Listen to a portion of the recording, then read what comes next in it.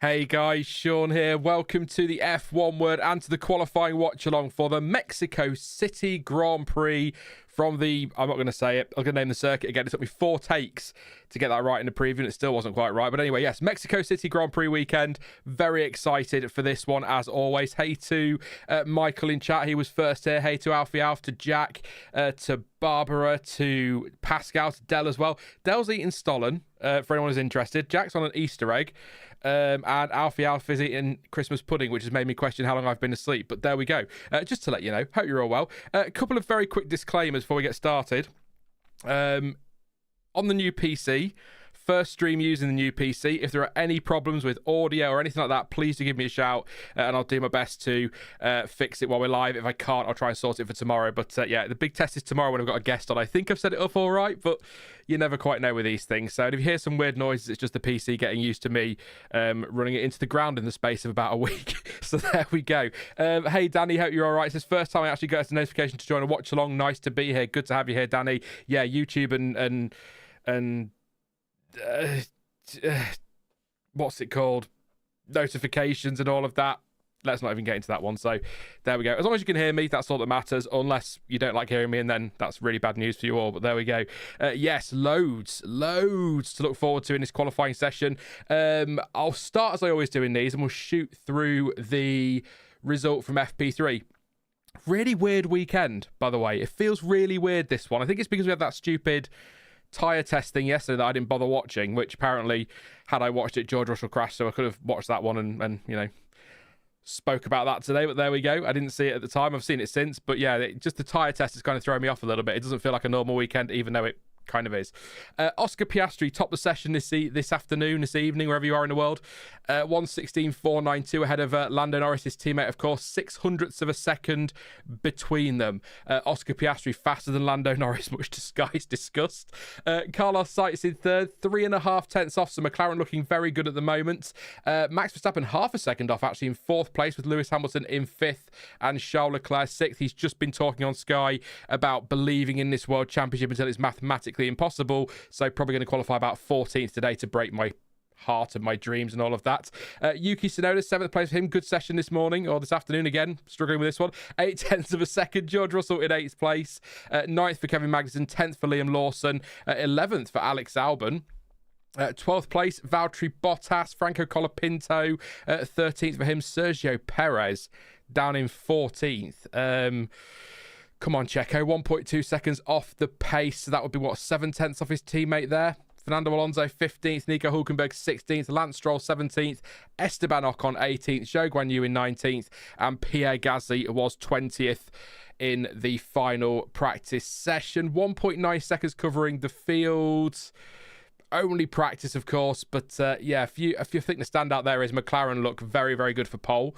Ferrari will be in the mix. I'm not confident on my Verstappen prediction from Thursday for pole position today, if that's going to be the gap. But again, lots of caveats as usual with it being a Friday. Track conditions, the track's going to keep getting better and better. That's one of the favourite things about the this circuit. It's one of those where last across the line could be really important today because the track's just going to keep rubbering in, and that's fantastic. It's barely used through the rest of the year, apparently. It is used, but not as much as other tracks might be, so getting that rubber down is critical. But yeah, just it's felt really weird this weekend in general. Just I think that tyre test threw me off a little bit. Stop start a little bit as well in FP1. It's evening races, so you're sort of hanging around all day, which is fine. I don't mind that at all. But yes, hopefully Sergio Perez is going to do a better job than 14th today. That's kind of my headline there. Piastri quickest, Perez nowhere. You can vote, by the way, which team will take pole in Mexico. I'll end the poll just before Q3. So far, 49% of you think Ferrari will be on pole. Yes, please. McLaren 37%, Mercedes 2%, and Red Bull 13%. And the final thing to say before we get waffling away and answering some of your questions and all of that business, I have finally resolved the Streamlabs issue. I'll tell you what it was. What I found was if you log in with the right account, it will really help, you know, sync it to your actual account. So that's all I had to do. I was entering the wrong details and wondering why it wasn't working, but apparently just the right password, the right account, and it will work. So I can do shout outs today. So please do subscribe if you are new to the channel. We're live again tomorrow after the race with Stuart for some reaction, and do drop a like as well. Massively appreciated. Also some shout outs for subs as well before qualifying starts and throughout as well. So please do drop a like and subscribe. Always appreciated. Yes. Oh, that's all that out of the way then. I'll answer your questions as we always do. Any topics you want to talk about? I suppose the big hot topic is still, or it is on Sky. I don't know what it's like on F1 TV or anywhere else in the world, but on Sky it's all Austin, and track limits. I suppose the big story from the weekend, though, is that McLaren submitted a right of review, a request for a right of review, on the penalty given to Lando Norris in Austin, which was interesting because McLaren said they weren't going to because it was effectively a waste of time. Not their words, but, effectively what they were saying. But then they got what they said new evidence came to light, which apparently could be something like a camera angle. And their argument was, in essence, without being too facetious about it, it was just, no, you're wrong. Essentially, they were saying that Lando was the car being overtaken, not the overtaking car, because he was ahead of Max Verstappen as they got to the corner, and yeah, it was never going to go anywhere. I think it was one of those situations where had it have been overturned or they've had an appeal or whatever, I'd have been absolutely amazed. I think it was more about putting the pressure on the stewards for this weekend and a little bit of a bit of pressure on Red Bull, I suppose, as well. Just it's. I'm not going to slam McLaren for it. I've seen people on social media think it's ridiculous and calling them out and all that. I saw one person use the phrase McCarron, which I thought was quite funny, but also, yeah. I'm not having it, because if the boot had been on the other foot and Lando had been on the inside of turn 12 and Max Verstappen on the outside, you can guarantee Red Bull would have done the same. If it had been Mercedes and McLaren, Mercedes would have done the same. Ferrari and Red Bull, Ferrari would have done the same. It's what teams do. So I didn't expect anything to come from it. I stayed up and waited for the result. It came in about 3:30, I think, in the morning, something like that. So thanks for that. I sort of just never expected anything, and it never came to anything. So there we go. We can put that behind us. Talk about the change of the regulations. I think the FIA are going to talk to teams and drivers about the driving standards. Maybe there does need to be a word. I stand by everything we said on Sunday. We'll not get back into it. If you watch that stream, you'll know what I mean. But I think the rules need to be looked at generally. But I don't think it deserves the coverage it's had in a lot of ways. I do cheeky point to make here, I suppose. I do wonder, had that been a Dutch driver or a German driver on the outside, if we'd have had this kind of kickoff. Obviously, I get a lot of British media because I'm in the UK, so maybe that's why it feels a bit much for me. Maybe where you are in the world, in the US or in the Netherlands or Australia, maybe it's been just as bad, but it just feels like it's been everywhere this week, and it felt like a bit of a storm in a teacup.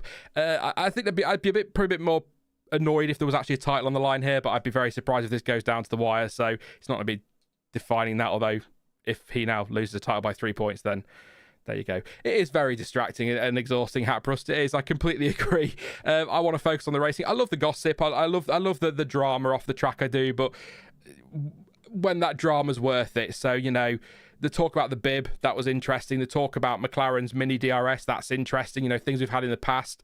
That kind of, I do enjoy that, but I'm not so bothered about the. Yeah. Let's leave it there. It's a very violent shade of pink, says Danny. Not sure what you're talking about there, but I will say on colours, actually, by the way. Thank you for that, Danny. You've reminded me. The Williams livery this weekend looks fantastic. Well, apart from Alex Albon's, which was smashed up, of course, on Friday. But I love the yellow on that car. Just to let you know, I just wanted to put that out there because I really, really like that. So, Williams, if you are listening, they won't be, but if they are, maybe keep the yellow. I know they've got it for next weekend, but that'd be fantastic. It does look good. That reminds me of the old the Canon camel liveries of the early 90s at Williams and 92.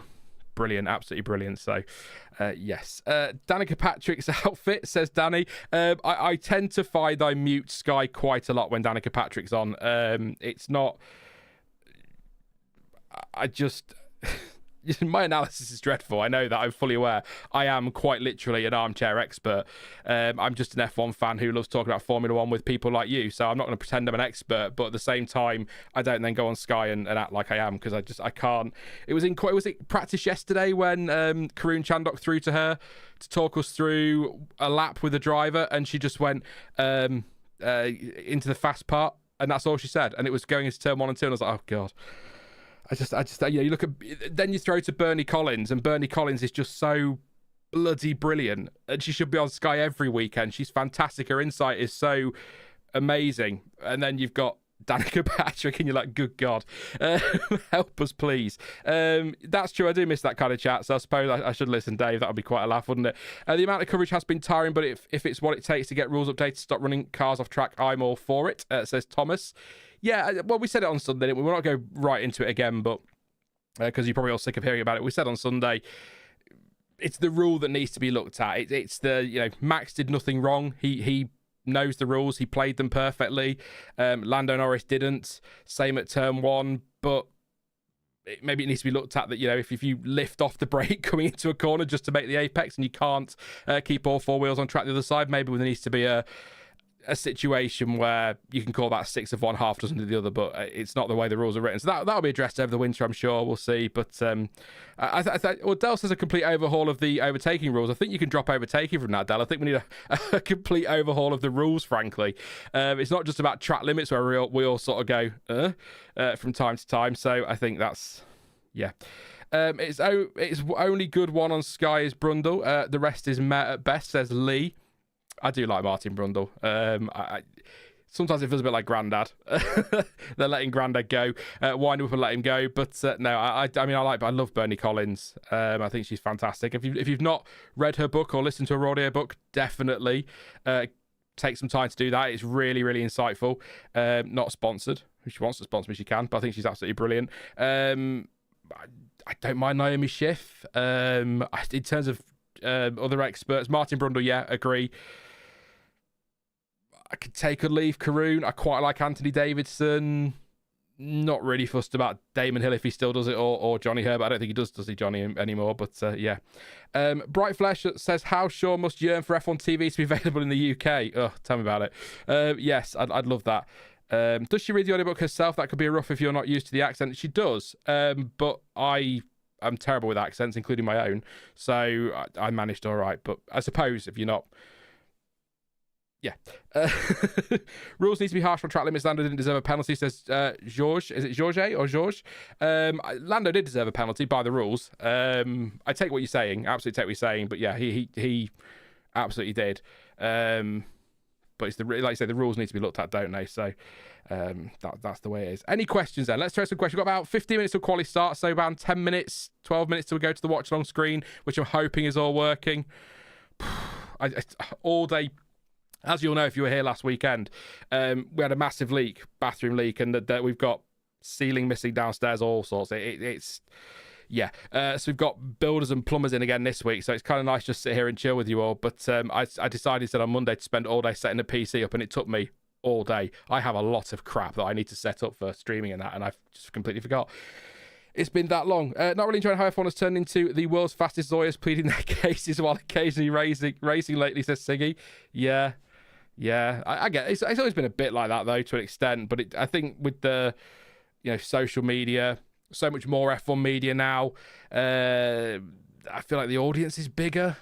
Things like Drive to Survive have brought people in, so I think it's louder, if that makes sense. But you'll probably find that a lot of the complaining and the politics is what it was, but now because we've got social media, I think it's all amplified and a bigger audience and more people talking about it gets louder, so it's just a bit but yeah, we want to watch the racing, don't we, at the end of the day, but we've got to admit that there are some of the off-track stuff that we enjoy. Some of the off-track stuff, I mean, the driver market, for example. I love talking about the driver market, mainly because I have no idea what's going on. Just to let you know, by the way, that picture on screen now, that is Sergio Perez in the middle there. I have checked. It is definitely Sergio Perez. Sure, there you go. Any thoughts on the Bottas to Merck's reserve stuff? That seems to be going around this week. Would you like to see go to Sauber if that happens? Or who would you like to see go to Sauber if that happens? Thank you very much, Danny. So, Bottas to Merck... Yeah, why not? I mean, he knows the team, doesn't he? He's experienced. He'd be handy, especially when you think you've got Kimi Antonelli coming in. Yes, they've got a lot of experienced staff there, but having an experienced driver behind him gives you, one, someone who can coach him a little bit if needed, but also, two, if Antonelli, which I'm not saying he will be, but if he's an absolute disaster, you've got the experience of Bottas there to bring in if you need him. So it might be a really smart move, actually, from Mercedes. Whether do I want Bottas to go there? Yeah, it wouldn't bother me, but I think be nice to see another young driver get the chance there, or Stoff, obviously. But yeah, no, I yeah, it wouldn't bother me. It wouldn't bother me at all. As for who I'd like to see who I'd like to see at Sauber, honestly, and I feel a bit ridiculous saying this because we're jumping in. It's not quite the same as the Nick de Vries situation because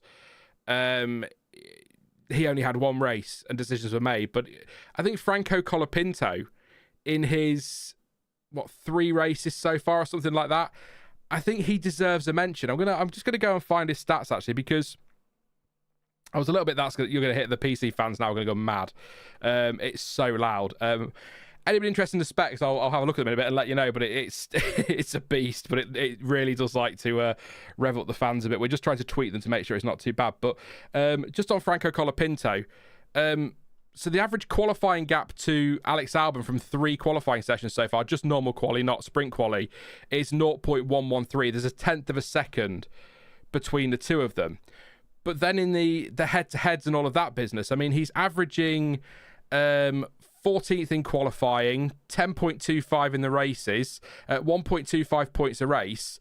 And he has been out-qualified 3-1 by Albon, but he's 2-2 in the Grand Prix, 2-1 in races they've both finished. I mean, that's a fantastic... considering that's only 4 Grand Prix, you've been chucked in at the deep end in the car that isn't the best Williams we've seen in recent years. I think that's a fantastic achievement from Colapinto. I think he's doing a brilliant job. It's not epic, but I think when his only real measure is going to be his teammate, and he's on par with him, really. Again, when you consider how long he's actually been in that car. So I can't not throw him in the mix, but it just doesn't sound like that's going to happen. It sounds like it's going to be maybe Bottas or Mick Schumacher, I think, is in the frame as well. I don't know if there's anybody else who's been thrown in there, but I think Colapinto is who I'd like to see in there. But there's something, and I have no information at all on this.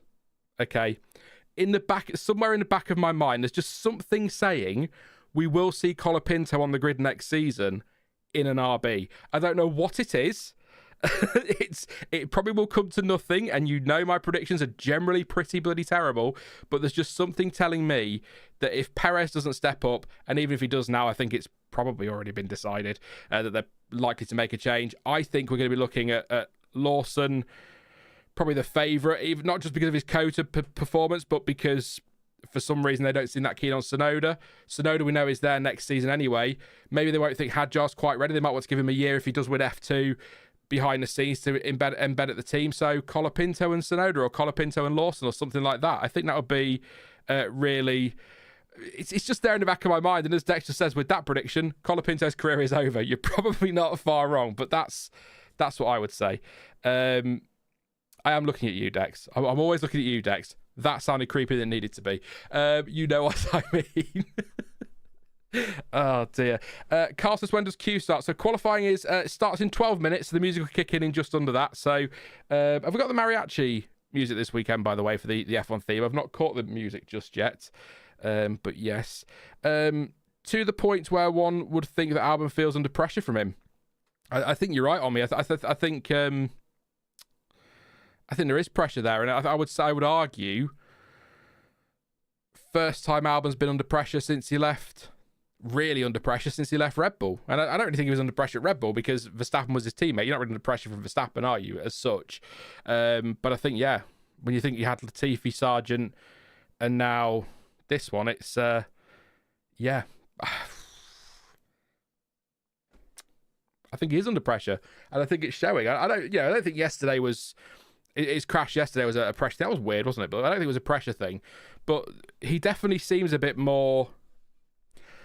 less relaxed over the radio, but also that Williams isn't in a great space at the moment, so frustration may be creeping in too. But no, you're right. There's definitely pressure there.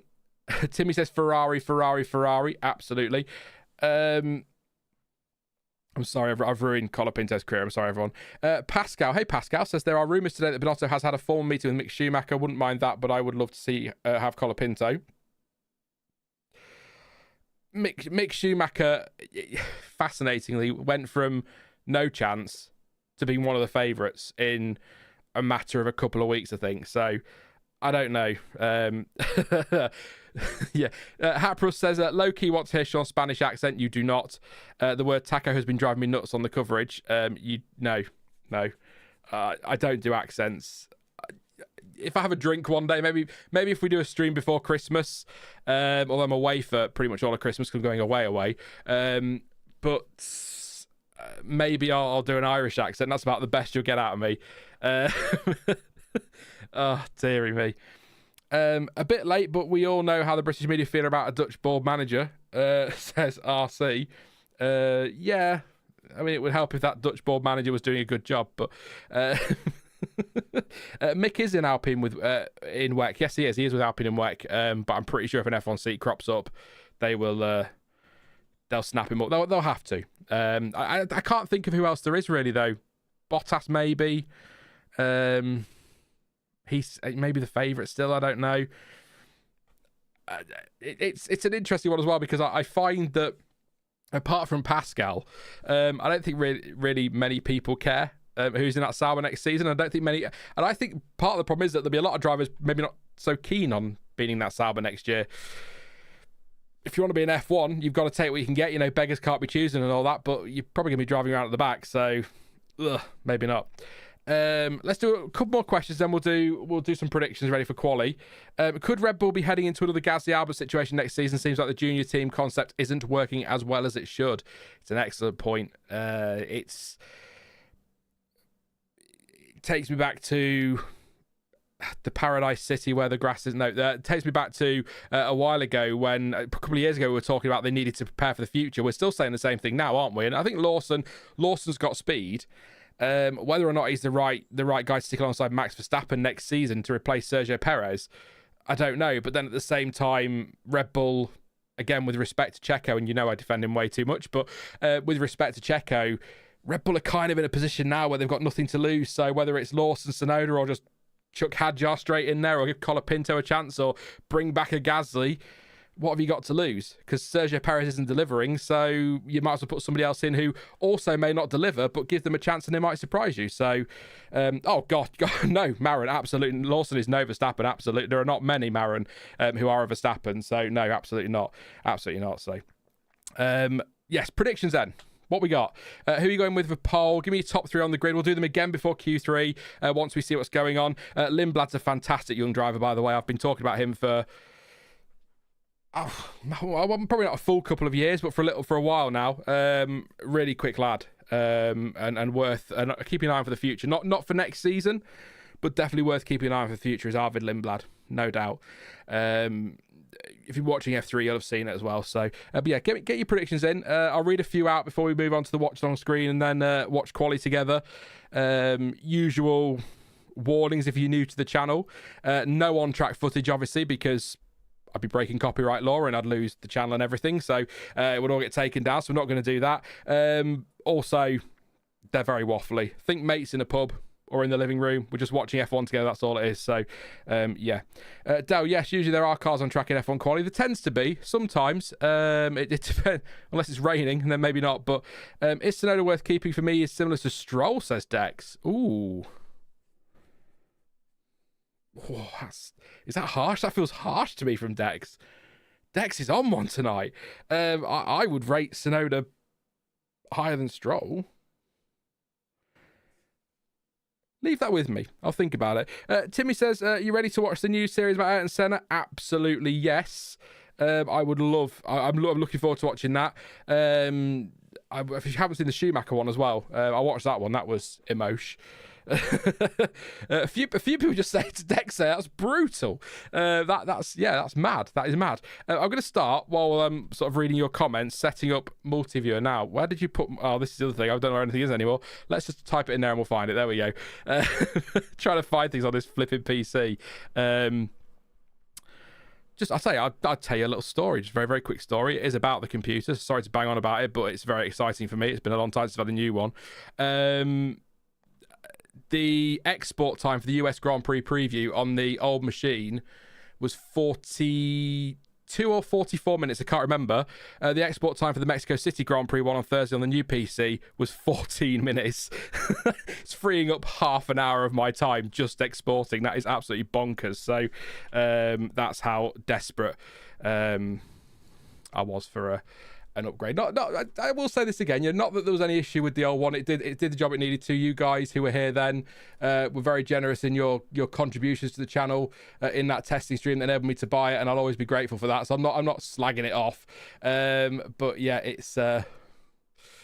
it had its time, bless it. So quite a difference, and it does free up, So also race control saying pink head padding material must be used, and risk of rain for this session is 10%.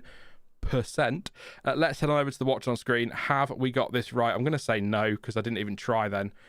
Yeah, I can live with that. You're going to get the cursor as well there, so I might be a bit bigger as well there. Excuse the colour in the background. It's just the best way to chroma key because there's no pink cars as such on the grid. So the Alpine should be pink, but it isn't. That should be fine. Is that? I don't know what's going on there. We'll try and take that out. I know what that is. There we go. That'll do for the track map. There you go. Live timing, the track and everything like that is provided by Multiviewer for F1. Links in the description. The video is not sponsored, but I do want to give them a shout out every single time because it's free software. You do need an F1 TV access subscription. It's like £2.29 in the UK. If you've got a full F1 TV subscription, you'll get the absolute maximum out of it. But it's a brilliant bit of software. Fantastic stuff. Timing, race trace, track maps, audio, it's AI radio transcripts, the full radios as well. Loads of stuff there. If you don't use it, definitely give it a go. Links in the description. Give them a follow as well. Please do drop a like if you're just tuning in as well. We're nearly at 50, so let's try to get that over 100 as quickly as we can. That'd be fantastic. And do subscribe if you're new as well. Thank you very much. I really hope this is working out. So yeah. Thank you very much to Romain Leggy and TGDC Gang. Thank you very much for subscribing. Andrew Robertson as well for subscribing. Thank you very much. I'll do some shout outs throughout the session if you do sub, so please do drop a like and sub. Always appreciate it. Hey Max in chat, hope you're all right. TFFW. Yes, it's the wrong picture, isn't it? I do forget something. Have I got a picture we can stick in there? I'm going to have to do this live now. Oh, this is going to be so embarrassing. You're going to see Sean his terrible attempts. What should we put in the back? Who should we have? It's got to be Checo, hasn't it, in the background, surely, for a home Grand Prix. That's going to be dreadful. Yeah, I will readjust. You saw nothing. There we go. Look at that. Perfect. Thank you for the warning there. I'm just going to get into position now so we can watch this together. So I might go quiet for a second. I'm good, thanks, Max. Hope you are too. Just try. I was going to tell you something, then it's gone. But yeah. no. RC. This was all covered by Planet F1 or Planet Sport specifically, I think. So yeah, didn't. Not a penny, mate. Not a penny. Which is always nice. It's always nice. I think they recognise when I was sort of running through the specs of the old PC and stuff like that. They were kind of like, ugh, yeah, we might need to look at sorting something out for you because that's not going to do the job, is it? So especially with the increase. I mean, look, we've increased content lately. I know things are a little bit back to Sean's weird ways this last week, and I don't know about this coming week. I need to have a chat with the plumber tomorrow. It might be the same then, but once that's all sorted, I mean, next year we are going to go. Yeah. we're going to go mad with content next year. That's the plan anyway. So needs something that can handle that. Not something that needs a week off. Not me, the PC. So we are... Yeah, music's already gone. Again, I missed the music there, so I don't know if we did get the mariachi. That was cool when they did that the other year. And every year, I think, most years. So...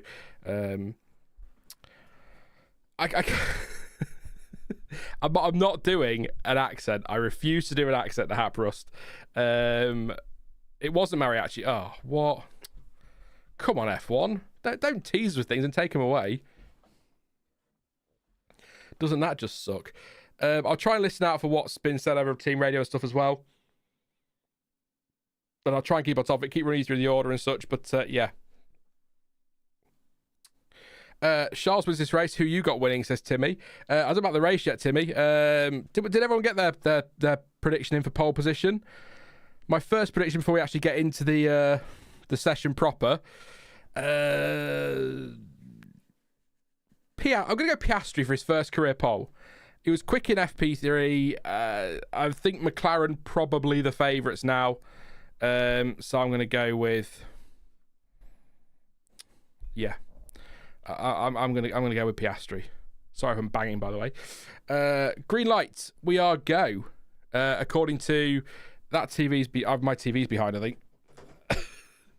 Because very, very behind. Wow, just a little bit. There we go, Sean. I thought it was. Delusional Ferrari 1-2, yeah. Or as I call it, the last however many years it's been. It's been a while. Yeah, we are go. A little bit of a pause here as we wait for cars to exit the pit lane. Hopefully, as we look at Esteban Ocon in the garage, he is heading straight out a nice set of soft tyres. Paula says Lawson Colapinto for pole. That'd be amazing. I think I sort of wouldn't mind Piastri on pole for a couple of reasons, but I think it could be interesting to see how that's handled tomorrow if Piastri's on pole, if you catch my drift. I don't know if you saw the video on social media of I forgot his name now, the Ferrari mechanic backing up to let Charles Leclerc out and then sort of falling, doing a back roll and then rejoining like it was all bloody planned. Absolutely brilliant to watch. They're all heading out now, so we've got Bottas, Zhou, Ocon, Stroll, Gasly out on track. Alonso just at the end of the pit lane. The two Ferraris going out now. We've got a Red Bull, Sergio Perez on the move. Yes, we are go. Here we go. Tsunoda for pole, says Craig. Pete says for sure. Next year, Ferrari double champions. They better be. Who wins the drivers though, Pete? That's the question. Is it going to be Lewis Hamilton, who I keep forgetting is going to Ferrari? It's all we talked about at the start of the year. But yeah, I keep forgetting he's going there. Or will it be Leclerc? There you go. Here comes Checo to the end of the pits. The pit lane now. We've got McLaren just behind him. Sainz and Leclerc on track on the mediums according to the live timing. I will double check that when they pop up on the TV picture to see if that's correct. Yes, it is only live timing and audio. I can't show footage for obvious copyright reasons, unless somebody wants to drop $1 billion right now and we can buy we could buy the rights between us. We'll do it. We'll all go. I've got about £4 I can contribute. Yeah, exactly. Dell this time next year. Yeah, no. It's been a long time. It will happen eventually. Ferrari will win a world championship or both world championships in the future at some point. How soon that will be? Probably not in my lifetime. Not a fan of Max, but he needs a win soon, says Alice. Thank you very much for your super chat, Alice. Really appreciate that. Yeah, when was his last Grand Prix win? Spain, wasn't it? Back in June. I'm going to say June. It was a little bit later this year, wasn't it? But yeah, no, he does need a... yeah, he could do with a win. But I think that as long as he's not letting Norris take too many points off him on a race weekend, he's fine. But he wants to win, doesn't he? He's a racing driver, so... Yeah, we have, Danny. We've been saying that since 2007.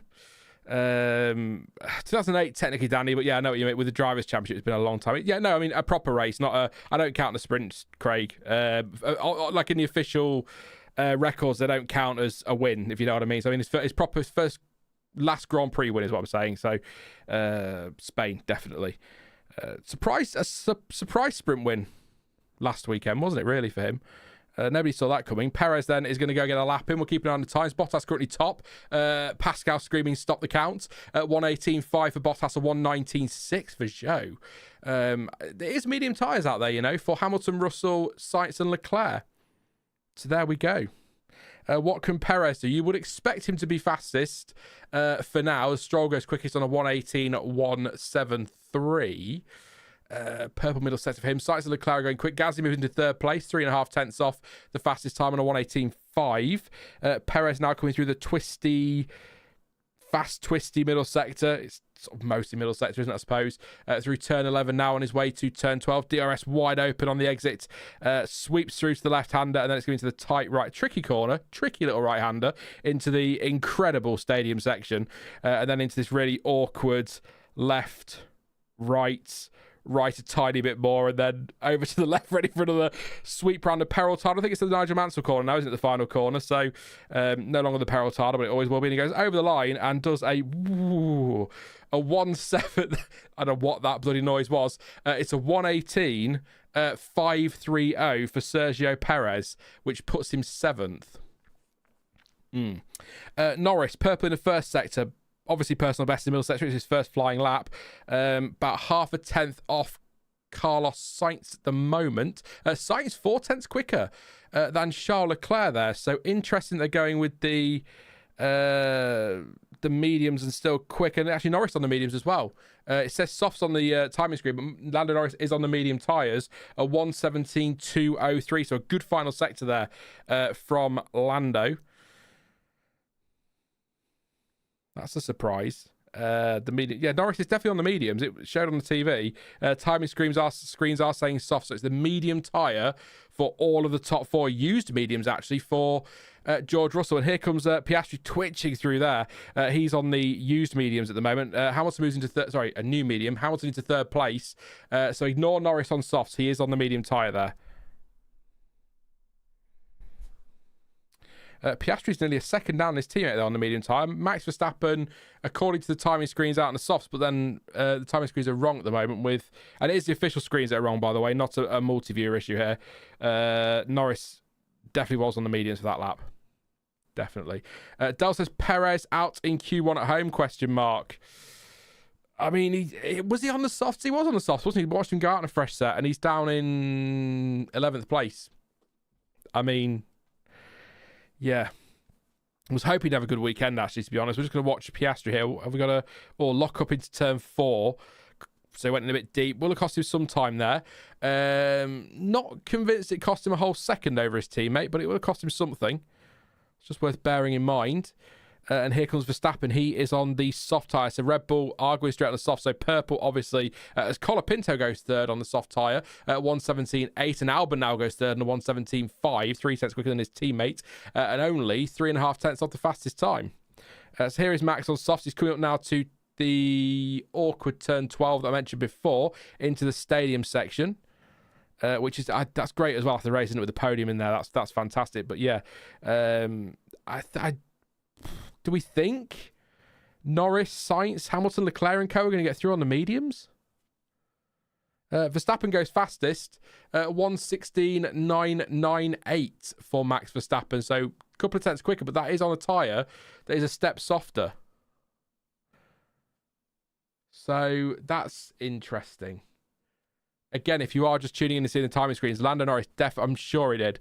But we had the yellow marked tyres on, so that must have been medium tyre, unless he set a time before that on the softs, but we've only just got going, so I doubt that very much. But we'll wait for that to update. Hopefully it will change.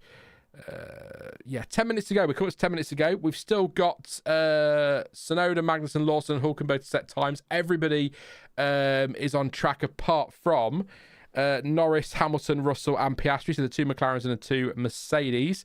Here goes Alonso. Start his lap. He is on soft tyres. Russell on the used mediums is interesting. Yeah. There we go. Time machine. It was the medium for Norris then. So mediums for Norris, Hamilton, Russell and Piastri. The altitude of Mexico affects the cars like mad, so won't be surprised if it's a bit mixed up grid, says Craig. Yep, absolutely, Craig.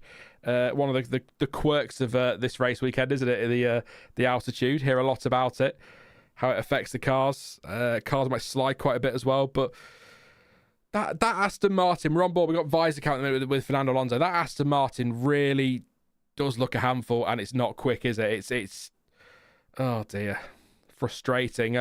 Maybe an eye on 26 already, do we think? The Hatproof says the altitude penalty doesn't seem as great in years past as in years past. We'll see at the end of the session, but I mean, obviously, the altitude isn't going to affect the power units exactly for as much as they would have done with the normally aspirated engines in the past. But I don't know about the aero and things. I don't know what the teams have been saying. Let me know if you've heard anything, the Hatproof, if any teams have said anything. Alonso goes third in that handful, as I called it. It's a third place for Alonso, only 3/10 off Max Verstappen. He'd take that at the end of the session, wouldn't he, with Fernando? So yes, Aston Martin is a handful. Stroll's up in 5th, so maybe it's a better car than I thought it was, or it was showing earlier in the weekend, but it didn't look great on board. Not the worst it's looked, to be fair. So we've got Verstappen, Norris, Alonso, Sainz, Stroll, Albon, Leclerc now into 7th place on his medium tyres for another run. Magnussen 8th, Colapinto 9th, Hamilton and Russell 10th and 11th. I'm going to guess they're going out on some softs.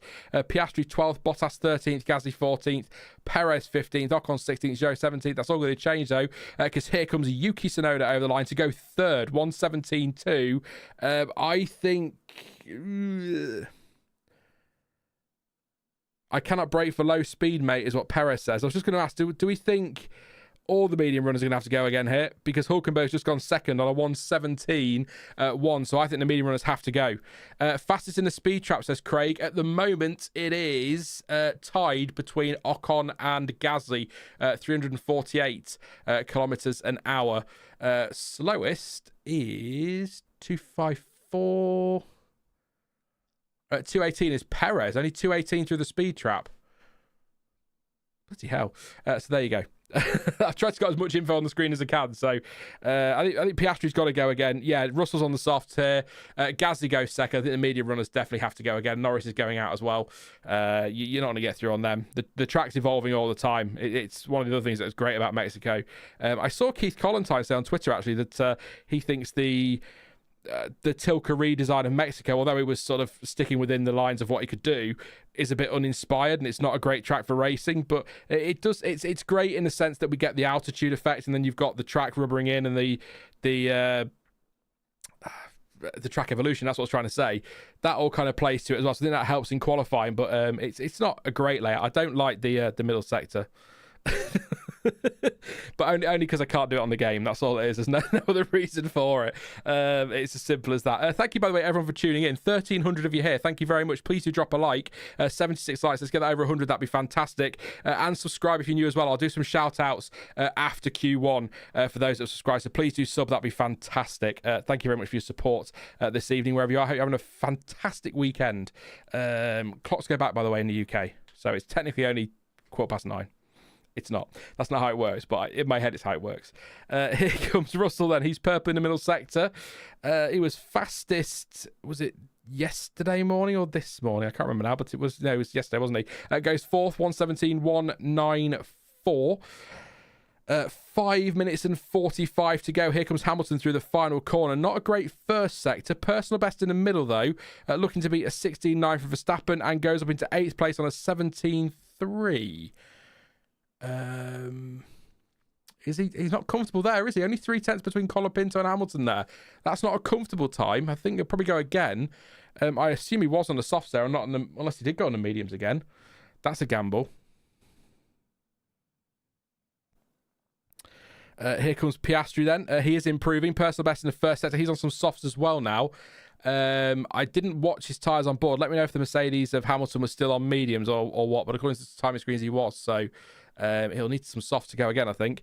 Maybe a racing pit stop. So here comes Piastri then. 57.6 is the time he needs to get through in the middle sector on Magnussen. I'd expect to be purple. He is 7/10 quicker, so he's going to be comfortably through. Where's he going to make? It could be fastest here. Purple in the middle sector, personal best in the first sector. Coming through the stadium now, and then into the final corner. Do love this corner. Not quite as exciting as it used to be, that corner, but it is still a cracking corner. Over the line he goes. Only 13th for Piastri.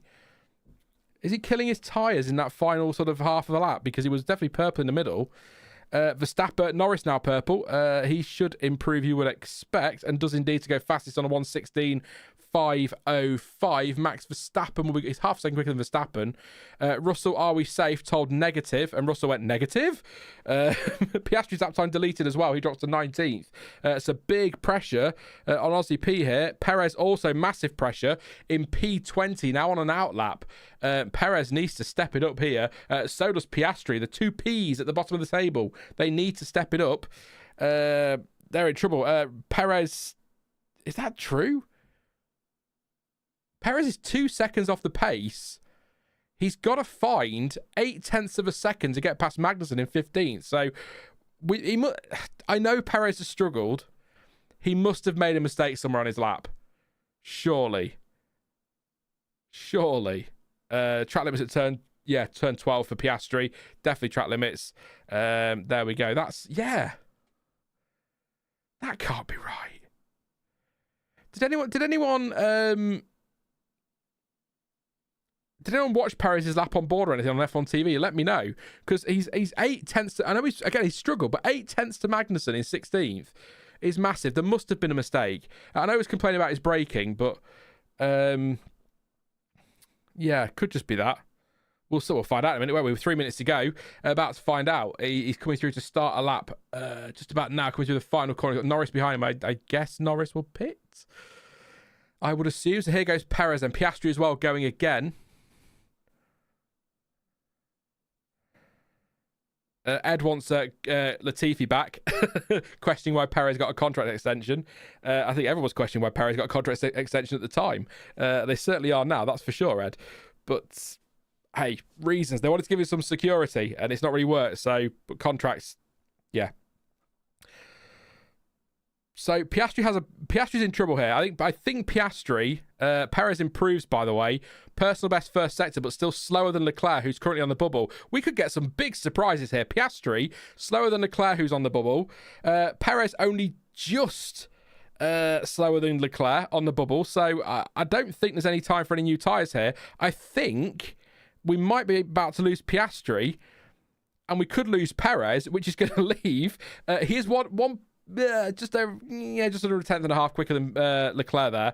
Perez finds 0.3 in the middle, so they might be okay, but of course everyone else can go out and improve as well. This could be a really interesting final 1 minute and 45 seconds, so stay tuned for this, and we'll talk some stuff in a bit. Piastri over the line, I'll do my best to keep up.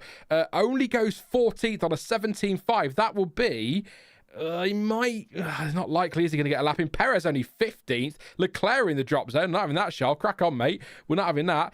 He's going quick, though. What can he do? He goes up into third place, 16.9. At the moment, we've lost Perez, who I don't think gets another lap in, and I don't think Piastri will either. They can with the time on the board, but surely... Sergio Perez out. And Piastri out as well. Magnussen goes fourth. What a lap from K-Mag. 1:17.125. We've lost Piastri. We've definitely lost Perez. I think we're going to lose Piastri here as well. He's too slow on this lap to get another lap in. In fact, yes, we've lost Piastri and Perez. Bottas, everyone's still out there setting laps. It could even be worse for them. Hulkenberg 7th, by the way. Gasly up in 5th place. Sainz goes 2nd on a 1:16.7. That's not quite as surprising as Magnussen up in 5th at the moment. What can Ocon do? Colapinto currently on the bubble. Piastri, Perez, Bottas, Ocon, Zhou all out at the moment. 30 seconds to go in Q1. We've still got 2 sections of this chaos to go yet. And we've already got a couple of surprises. Bottas goes 14th. 1:17.393. Valtteri. It might not be enough to get him through, but there you go. Through to Q2 will be quite an achievement here. We've got Ocon, Zhou, Colapinto. Colapinto's pitted, so Colapinto's out as well, so it is all on Esteban Ocon here. But we've lost Colapinto, we've lost Piastri, we've lost Perez. Zhou is not improving at the moment. That is the checkered flag for Q1. We've still got Q2 and Q3 to go, of course. Albon up in 9th place and in the pits, so that's a big surprise there for Colapinto. What can Ocon do?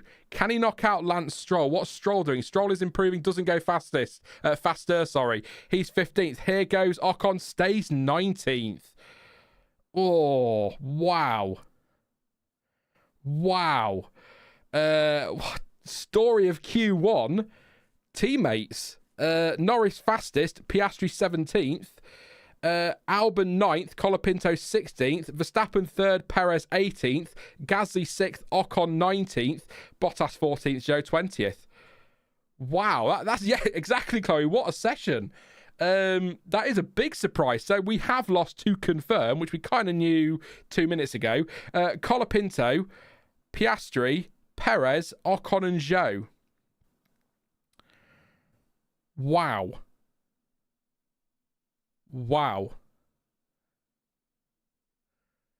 That's I think the big shock is Piastri. I mean this with the greatest respect as I possibly can to Checo. I think the second big shot there might actually be Colapinto.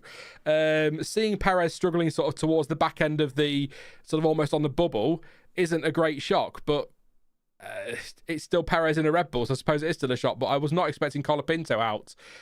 Quite close, though, in the field. 1.5 separating everybody, but only a second, just under a 1.1 between Piastri and Norris, so it is quite tight in there. But yeah, just to confirm then, Norris fastest, Sainz second, Verstappen third, 3/10 separating the top three. Leclerc fourth, Magnussen fifth, and Gasly in sixth. Great laps there from K-Mag and Gasly. And for Tsunoda as well in seventh place. 8th place Hulkenberg, 9th is Albon, the two Mercedes 10th and 11th, 12th for Alonso, 13th Lawson, 14th Bottas, 15th Stroll, Colapinto, Piastri, Perez, Ocon and Zhou all drop out. But everyone went on softs as well, so they all went for softs in the end. So that's wow. That is, of all the places as well for Checo at home, to do that your home Grand Prix.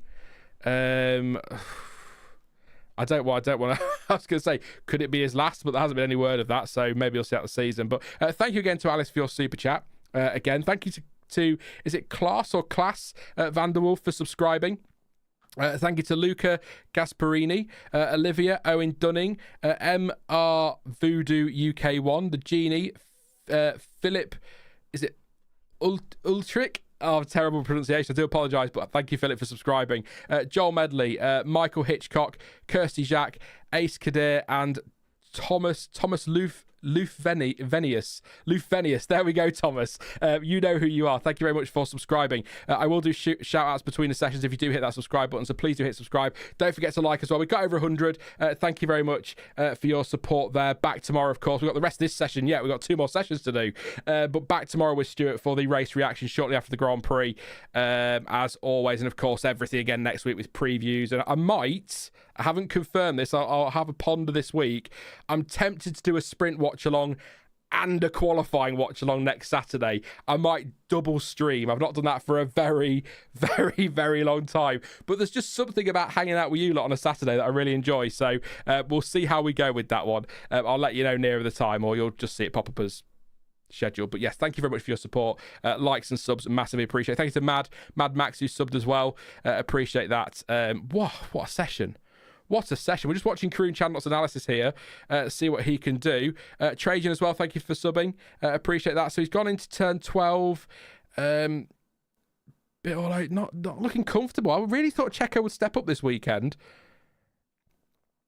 Sort of, he doesn't miss the apex at 13, but not the cleanest through there.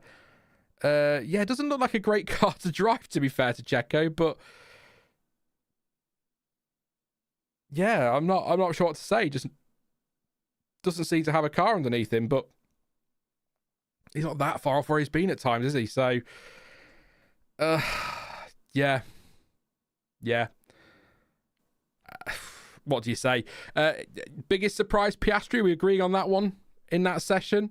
Just going to watch a bit of Aussie P on board. It was at turn 4 where he got just a little bit deep, so he locked up left front. I mean, obviously into turn 4 as he's turning, and then goes deep, completely misses the apex, and of course then that gives him a tighter entry to the next corner at turn 5, and that's where he's lost a lot of time, lost a lap time as well to track limits, so that's going to cost him. But yeah, that's a shame for Oscar Piastri. It's a big deal as well for the championship fight. I'm talking more about the constructors and the drivers here, because that's now 2 Ferraris in amongst a McLaren and a Red Bull. Perez has got a lot of fans, to be fair, Alice. More than me. He's got a lot of fans as Checo. But yeah, of all the places, it's not happening, is it? And I said to Stuart, actually, I was chatting to him earlier on WhatsApp, and I said to him, I think even if Perez was to win every race between now and the end of the season from pole, I just don't feel like it would be enough. It sounds really stupid, but it's because this isn't an anomaly. We had this last year, didn't we? He did improve towards the end of the season, but he really struggled at times sort of mid-season last year, and it just feels like it's rapidly becoming game over for Checo, and I feel for him in the sense that when it's not clicking, and you know, it's just not going to happen for him. And he's demonstrated through his career that he's a much better driver than what we're seeing now, or he has been a much better driver than what we're seeing now. But I don't see how Red Bull, given McLaren's resurgence, Ferrari on the up, Mercedes, who knows what they're going to do next year, they cannot afford to have a second driver alongside Max Verstappen qualifying 18th, 14th, 11th, 8th, whatever. His average qualified for the year before this was 8 point something. They can't afford that. They need him up there. So they may have to make a change. The question is, as I said earlier, who? Tsunoda, Lawson? Do you go and get a Colapinto? Do you go and maybe try and poach somebody else, like, as we've heard this week, I know he's denied it, but Piastri? Do you go and take a risk on that? Do you go and poach somebody else? I don't know, but they're kind of at the point now where they've got nothing to lose, so I wouldn't be totally shocked if things change sooner than the end of the season, but we shall see. Q2 is underway. We are go for Q2. 15 minutes for this session. This will decide the top 10, of course, as we know. A lot of you will know that already. First one out, Alexander Albon in that lovely Williams. I love that livery, the yellow on there. Just it's nostalgia. It's nostalgia. I mean, you could put Stoffel Van Dorn in the Red Bull. Why not? People who aren't regulars to the channel going, "What are you talking about?" But no, it's yes. We love Stoff here, and by we I mean me, and about 2 other people. Let's have a drink before we get going on this one. This could be great. Quite close in there then. Was kind of the story there, and obviously the drivers we lost. If you are just tuning in for Q2, it took me a second there to work out where we were. Q2, we have lost Colapinto, Oscar Piastri, Perez, Esteban Ocon, and Zhou. I don't know why I had to do first names for some and not for everybody there, but there you go. Please don't poach Piastri. I fear Zach wouldn't be able to take it, says Dell. It'll be straight to the stewards on that one, where he won't be very happy at all. Not quite the 93 Williams, says Mike. It's a bit nostalgic Williams, I think.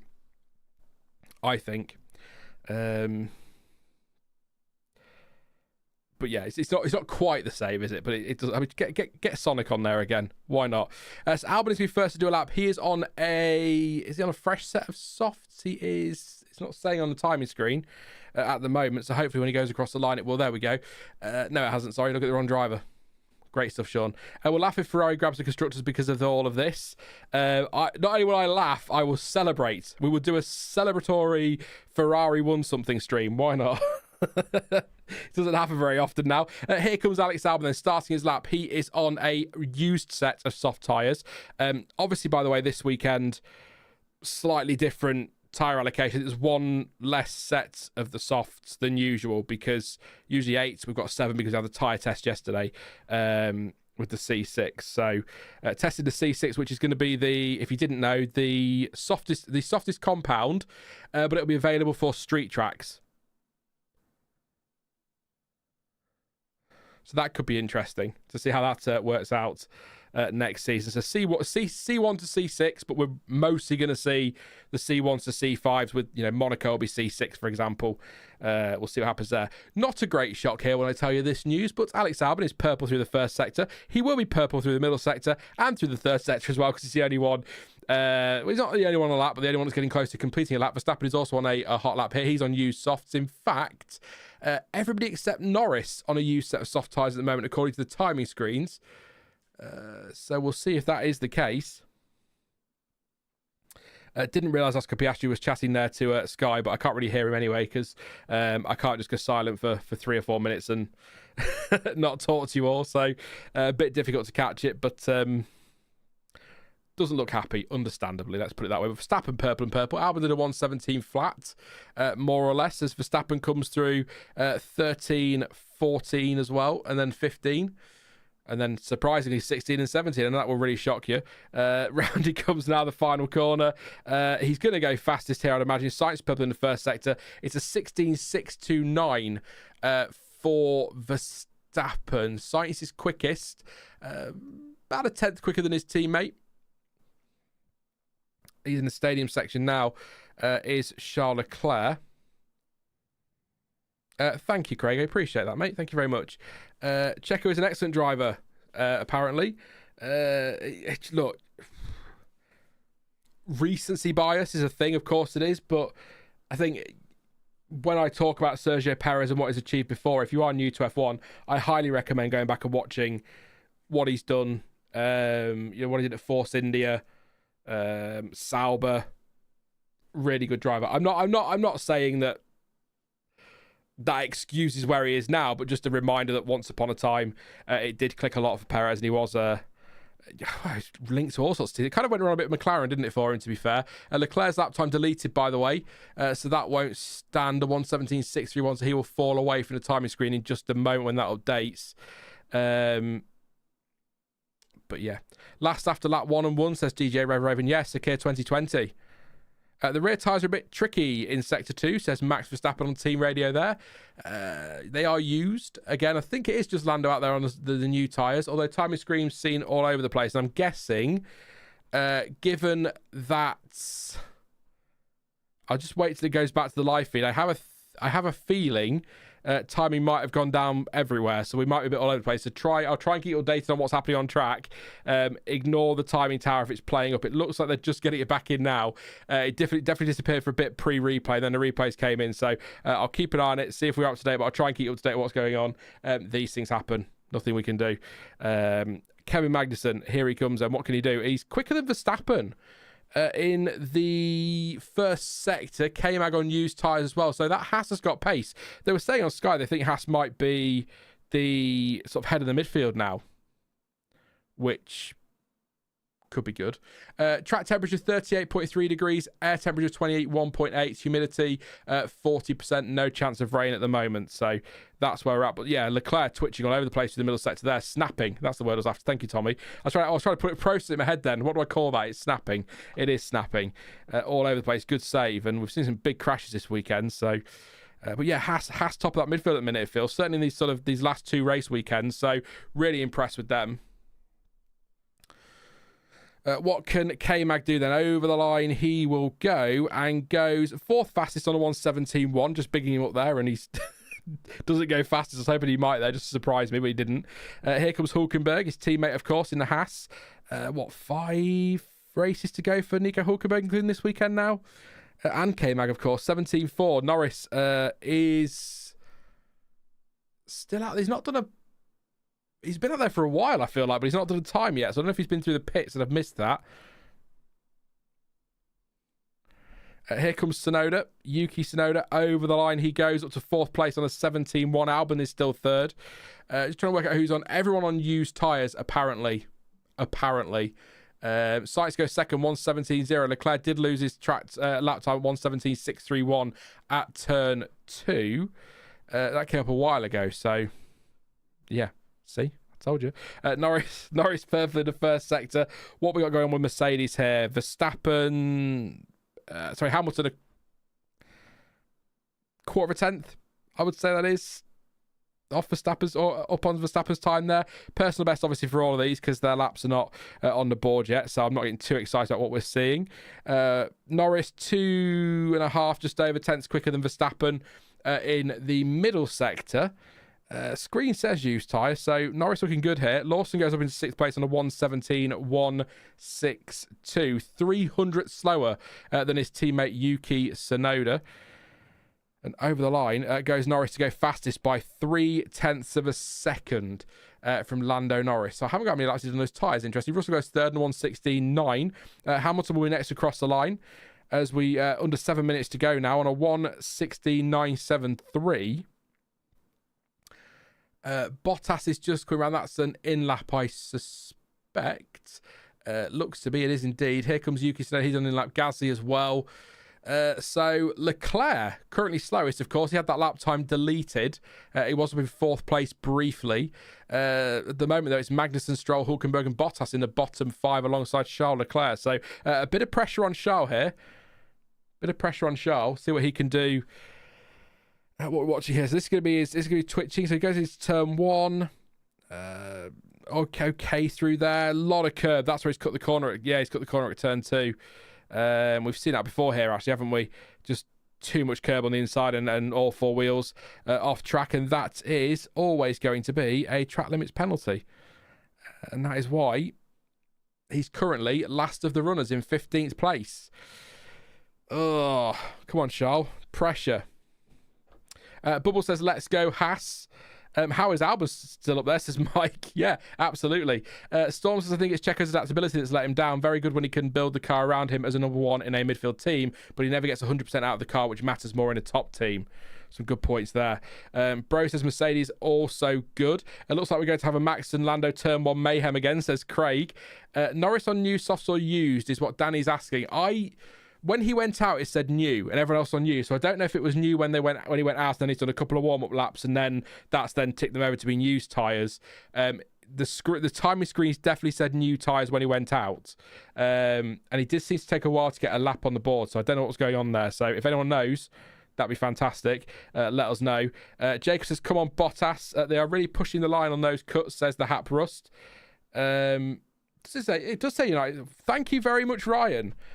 Ryan is more awake than me and everybody else today. Thank you, Ryan. It does say US Grand Prix on the header. I will change that immediately. And I did say at the start of the stream, new PC, new stream setup and everything, trying to get it all working, that I would definitely miss something. So hopefully that should all be sorted. It's not changing, is it? I definitely just changed it. It's not doing it. So let me just... keep trying that. I don't know why it's doing it. It definitely says Mexico City Grand Prix when I do that. Let's try again. Sorry about this. Thank you, Ryan. I appreciate the heads up there. Timing overlay, Mexico City Grand Prix. There we go. There we go. Thumbs up to Ryan. Thank you very much, mate. Again, appreciate that. It is the Mexico City Grand Prix weekend. We're not a week behind. I'm not that far off the pace. Tommy Guy said, sorry, I thought you were inept, so I said nothing about the header. To be fair, Tommy, you're about right. I'm not going to, not going to argue with that. I have my moments. Just trying to work out what goes where was a lot of fun this week. So there we go. Hopefully, by the time we get to next weekend or the end of the season, everything will be all lined up nice and we'll be fine. So I'm not complaining. I was getting things set up and just forgot to do that one screen and everything else. Anyway, Alex Albon, could we to do another lap here? He's currently 7th. He does improve to 5th on a 16.988. So good stuff there from Alex Albon. That is on a used set of tyres. So hopefully he will be in for a fresh set. 3 minutes to go-ish. Yeah, he should do, shouldn't he? He should be okay. He can do a racing pits off if he needs to. But yes, we've got this little calm now. This calm moment before the storm. Who all in here is up for a race on F1 24, says Craig. Let Craig know.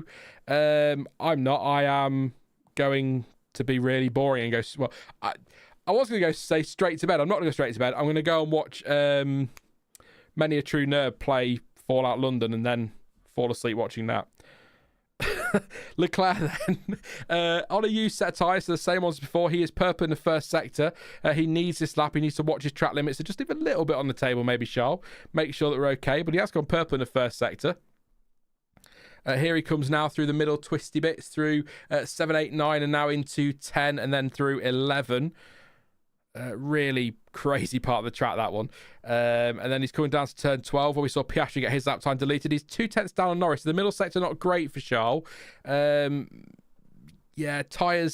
might be struggling to last a lap, maybe. Quite grippy out there, as some of you have said in chat already, so that could be part of it. Through the final corners, Charles Leclerc 16.301 to beat. Does a 1:16.641. Purple first sector, 3.5 tenths off overall. Hopefully gets to keep that lap time. Hopefully. Yes, Danny. Big for and Pete as well. Love Many a True Nerd. Very much looking forward to Civ 7 next year. 1, for me to play it, and 2, because I can't wait to watch him do another one of his 6-hour live streams. That'd be brilliant. I'd enjoy that one. Right then, so what's happening? 1.5 minutes to go. Car's now heading back out on track. Norris is still in the pits. Albon is pitted, so I assume that is it for Albon then. That was his final run, so probably going to get knocked out here. Alonso, Magnussen, Stroll, Hulkenberg and Bottas in the bottom 5. Hamilton being told this could be tight on time. He's currently just coming through turn 5. We've got 1 minute and 5 seconds to go. Let's see what happens. Murphy says, cut these women's voices, sounding catty. Trust me, Murphy, men are just as catty as women. That's a sweeping generalisation there. But I find most of the men that I know are far bitchier than any women I know. So, just maybe not be so sweeping in the accusation there. Not necessary. We're commentating on what we're seeing, and as are those in chat. It's not catty to say that Perez has been shit for weeks. It's a fact, I'm afraid. And we love him. Or I do, but there you go. Not like that, obviously. It is going to be tight for time. Hamilton should be okay here. It's going to be 15, 16 and 17, 26. Should be okay. But has he had to push a little bit on this outlap to make sure he gets round? That could affect things. But we've got a yellow flag here. It's Tsunoda at turn 12. Probably had a spin here. We've got a red flag. It's worse than a spin. Tsunoda's in the wall. They will not restart the session with 10 seconds to go. So we have lost Yuki Tsunoda, who's crashed, Liam Lawson, Fernando Alonso, Lance Stroll and Valtteri Bottas. Tsunoda 0.08 of a second away from Gasly. Obviously he wasn't going to get through because he crashed into the wall, but yes, there you go.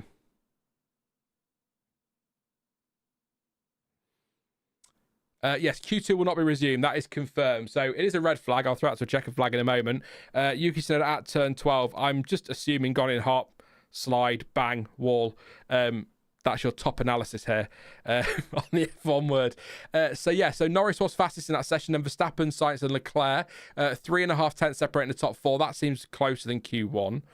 Unless I'm missing something. Russell 5th, Hamilton 6th, and Albon in 7th. So Albon's lap actually has got him through. Hulkenberg 8th, Magnussen 9th, and Gasly 10th. Although, back to Albon for a second, maybe his lap hasn't got him through, but the fact that Tsunoda crashed has helped him, and his lap will have helped him through as well. Tsunoda has caused a red flag, which has just come out. He's 11th. Lawson is out in 12th, but only 0.04 of a second-ish between the two RBs there. So that's a positive for them. If you could pick a positive out of this for them right now. 13th place for Alonso, 14th for Stroll, and 15th for Bottas to join. Colapinto, Piastri, Perez, Ocon and Zhou already out. So Tsunoda comes to turn 12. Locks his left front. That was weird. Then spins and the rear end hits the barrier. Comes around, he's in the wall. That's... yeah. Left front locked up as he sort of touched the curb there. And then the car's he's got in hot. Car's spun. Big slide. Rear left into the wall first and then comes back around to the front left. I wasn't expecting the left front to be the lock-up there. There you go. He's out.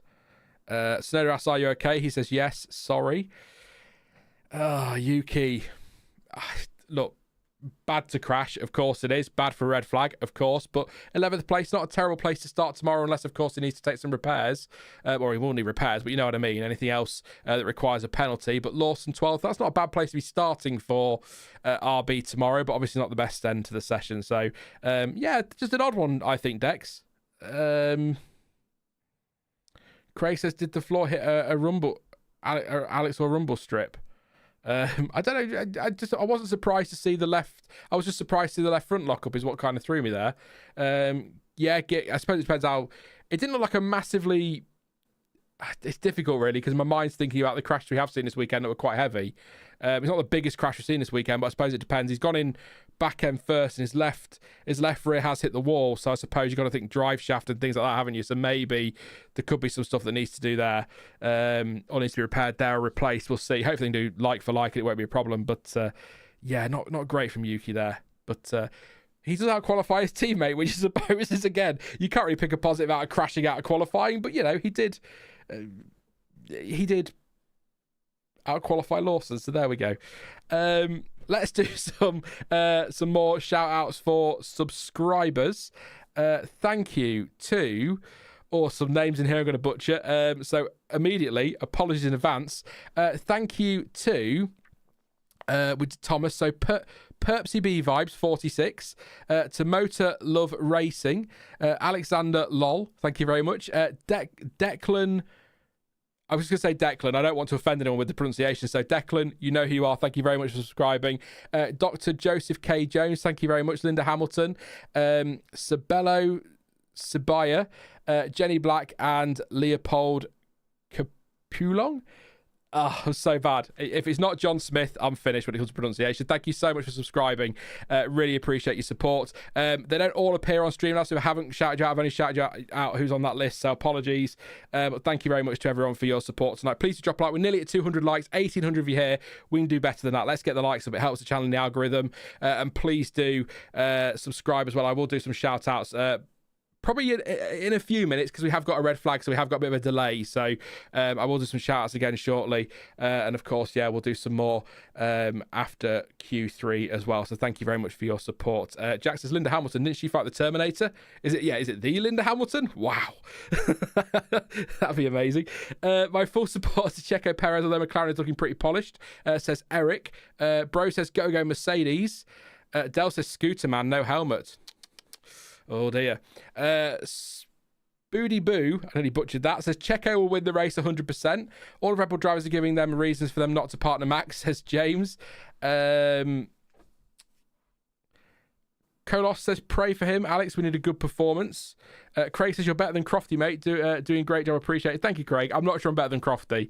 I know he drives people mad, but he's better at what he does than I am. I just like to sit and chat with you all, but I'll try and keep you updated. I keep saying mates in a pub or in the living room. Yes, there are 2,000 of us sat in a living room watching F1. Terrifying prospect. Yes, he did. Tsunoda crashed. He did. He lost it at turn 12, spun into the wall. So we'll see what happens if he needs repairs, etc. There. But yeah, well, again, not repairs, but you know what I mean. If he needs to take penalties, is what I'm saying. More than anything there. So yes, hopefully. He can start in 11th place tomorrow. I'll just run through the times as well in just a second. Just a quick refresh of my stream because it tends to lag a little bit, though it's been better, so I'm wondering. I'm not very technically minded, but I assume a browser can be affected by a PC that's struggling because, you know, it's all using the same stuff, isn't it? So it seems to be working much better today. Knock on wood. Anyway. I was going to do some times. Yes, Norris, Verstappen, Sainz, Leclerc was your top four from Q2. Russell and Hamilton 5th and 6th, with Albon in 7th, Hulkenberg 8th, Magnussen 9th, and Gasly in 10th. Tsunoda crashed out and caused a red flag with about 10 seconds to go. Session won't restart, of course. We're waiting for Q3. He's 11th. Yuki Tsunoda, I've just said Yuki Tsunoda. Liam Lawson, in 12th place behind Tsunoda. He was knocked out in Q2 as well. Fernando Alonso 13th and Stroll 14th. They were both knocked out. Yeah, it feels about right, that, doesn't it, for Aston at the moment where they are.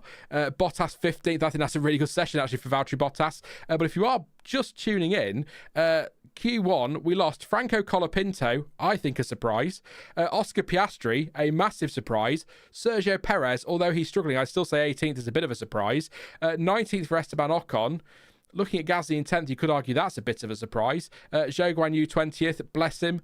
Probably not that much of a surprise, but yes. Bit of a weird Q1.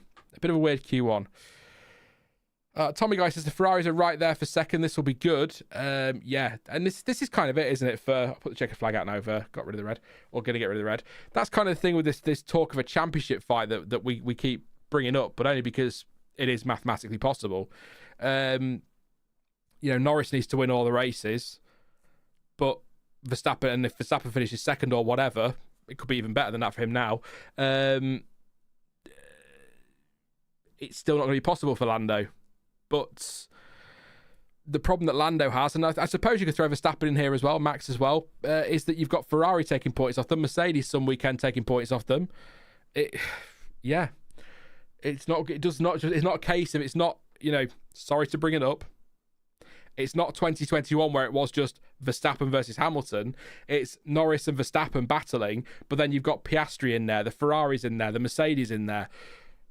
It's tough. So I think the constructors is definitely a battle which I'm looking forward to. But yeah, the race tomorrow is going to be cracking because you've got cars out of position, which is always good. As Mike just said there, weird quali makes for a fun race. Absolutely.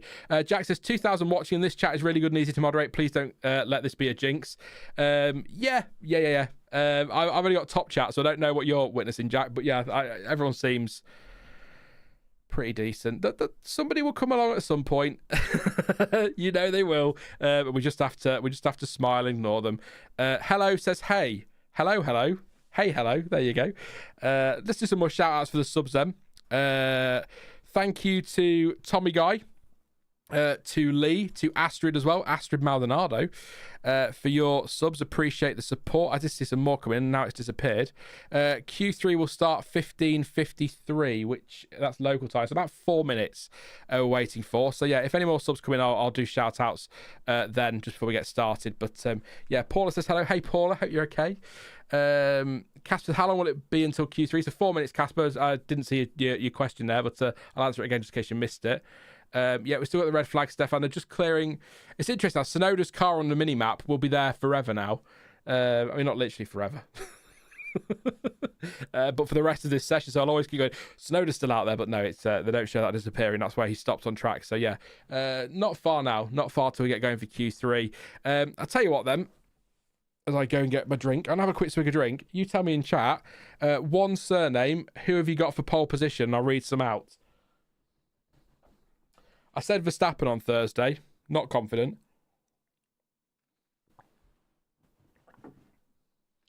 And it can't be Piastri, which I said at the start of the stream. So I'm going to go with... I can't pick Ferrari. The bias is too obvious. I'll go with Norris, because he's up there at the minute, and I think he is quick. So I will... Yeah. I'll go Norris. The thing is, can you... I've said this before, I'll say it again, inevitably. You just can't ever totally write Verstappen off in your mind, can you? You look at him, you think, Norris looks like he's got the edge, Ferrari are in the mix here, it's going to be tough. But he's one of those drivers that is just capable of just pulling a lap out of nowhere.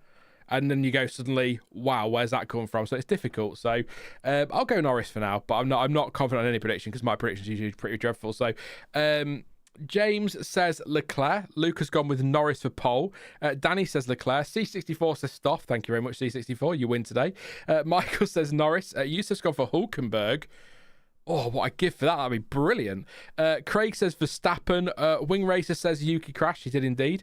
Copri says Sainz. Hank's going with Max. Will pull out a lap. Apparently C64 is going in timeout. Why not? Tommy Guy says Norris. Hatbrus says Norris as well. Benji says Leclerc. Isha says Verstappen. Hulkenberg for Freddie. Paula saying go Max. Was the accident heavy, says Thomas? Not really. Any crash in an F1 car is a crash you don't really want, isn't it? But it wasn't a massive shunt, if you follow what I'm saying there. So, but there is a bit of concern about the way he went into the barrier, left rear first. There might be something there that might need replacing. So he's okay, which is the most important thing. The car's going to need repairing, obviously, but hopefully he can start 11th tomorrow. A few more then. Dex says Russell. Maybe. Leclerc P4, Leclerc P1 in the race, says Gerard. There we go. Hulkenberg and Magnussen 1-2. Why not? Hulkenberg would be great. I'd love a hassle there. Ewan says Sainz. Mike's gone Max, Ferrari 2-3. You pick them. All right then. Leclerc and Sainz then 2 and 3. There you go. Norris for pole says Freddie. Sarah says Verstappen. Trevor says your bromance with Max is too obvious, lol. Yeah. Yes, nothing wrong with Max Verstappen. Deb likes Freddie, says what happened to Piastri? Lock up at turn 4 cost him some time. I didn't quite catch the interview afterwards, but I don't think it was a particularly good lap anyway. So just didn't put the lap together, I guess, is the summary there. I'm watching because I have a big bet on Verstappen for the championship and I can't afford Sky, but this is better. Okay, maybe not, but nearly. Thank you, Darren. Nearly. I'll take nearly every day of the week. We are underway now, by the way, for Q3. It's not still the red flag. We are green for Q3. Thank you very much for your Pascal's on with Sainz. Mrs. ZZ says Norris. Ankit says Norris or Sainz for pole. I'll do 2 more. Joel says Lewis gets pole. Mark my words. And did I say 2 more or 3 more? I'll say 2. Alp says Leclerc for pole. There we go. We are go for Q3. We will go nearly a minute ago now, but there we go. I got too chatty there with you all. First on track, Kevin Magnussen, of course, who you guys have decided, and Hulkenberg second. Those two will be on the front row, so there we go. Max Verstappen coming out as well. So we're just going to end the poll while they're doing their outlap. 40% of you think McLaren will be on pole position today, followed by 35% Ferrari, 18% Red Bull, and 6% for Mercedes. There we go. So I'd be surprised with the Mercedes poll, but they've surprised me before on streams like this, so I'm not going to write them off completely, but could be interesting. Could be interesting, this one. In fact, I'm gonna take a punt here and say it will be interesting. Hopefully not quite as anticlimactic as last Saturday was, as if I recall, in qualifying. All got a bit at the end, didn't it? Marbula 1 on the map. Yes, Marbula 1. Is that still going? I think I'm still subscribed to them. I'm just waiting for the soft tyres to update, Craig. Everything on the timing screen at the minute says used softs. So we'll see if that is the case. They must have a couple of sets left for quali here. They might update as they go through into their lap, so we'll see what happens there. Top speed, so to do the speed trap, Matthew, the top speed at the moment, the fastest at the moment out on track was 346, from Norris, but 348 for Stroll earlier today. So we'll keep an eye on that as the session goes on. I'll see if I can grab that time before it disappears later. I've not heard Alonso's Beyond the Grid interview. It is on my list to listen to. I would appreciate that. Giving that a watch. Did Verstappen cut that corner? Ooh. Close to track limits through there, but I think just always looks worse from certain angles. But here comes Max Verstappen then. Timing screens still say use soft, so whether they're all going to go unused, we'll see. Purple through the first sector, obviously first one to do a super quick lap, although Hulkenberg and Magnussen not far off, considering it's Red Bull versus Haas here. At the moment, not for the rest of the weekend. It would be cool though. With tops... Paula says the top speed was Bottas, 272 kilometers an hour, but can't remember what year, maybe 2021. So there you go. Marbula 1 is still going if you're interested, by the way. If you haven't watched them, definitely give them a watch. Verstappen through the middle sector then. So we've got Magnussen 118, 104. Apologies if I keep headbutting the mic. I keep swinging my head between TV and monitor. So 18-1 for Magnussen, 17-5 for Hulkenberg. What can Verstappen do? You'd bank on him going quicker there. 1:16.368. Just the 1.2 seconds quicker than Hulkenberg. It still says used tyres, but yeah. We're on board with Lando Norris. Crofty suddenly got really loud there. Obviously excited to be on board with the Brit. Over the line he goes on a 16.937. So Norris was wide in the penultimate corner apparently, but if that's both soft tyres, that's used tyres, that's a big gap. 16.3 place 16.9. So Albon goes into third place on a 17.3. So Sainz is currently purple. Leclerc only just under a tenth off Max Verstappen in the middle sector. So Ferrari do look quick. This is where one of them sticks it in the wall now, and I've made a fool of myself. Sainz is a tenth up, but not purple in the middle sector. What can George Russell do as well? He's going to come through shortly, but over the line goes Charles Leclerc with a 1:16.415, half a tenth, basically, off the fastest time in a purple final sector. Here comes Carlos Sainz in the second Ferrari, right to the line. 3 tenths quicker, 16.055 for Sainz. That's a very good lap. He came right to the right-hand side there as well. Quickest route round. Here goes Russell too. It's a 16.5 for Russell. Not bad at all there. Ahead of Norris. 16.6 for Hamilton. I didn't see Norris's lap. Let me know if we've missed anything. But I feel like I think they just said in the commentary that it was wide through the second to last corner, but I'm not convinced 9/10 of a second were lost there. Watching Max, that is a time deleted. 1:16.368. I did say, as we were watching that live, that looked like track limits to me.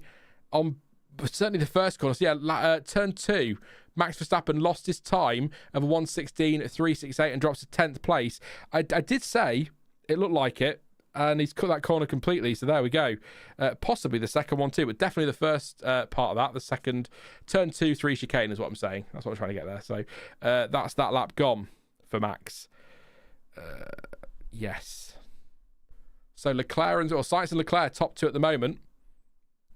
3.5 tenths between them. That's a good lap from Sainz, isn't it? That's not just me.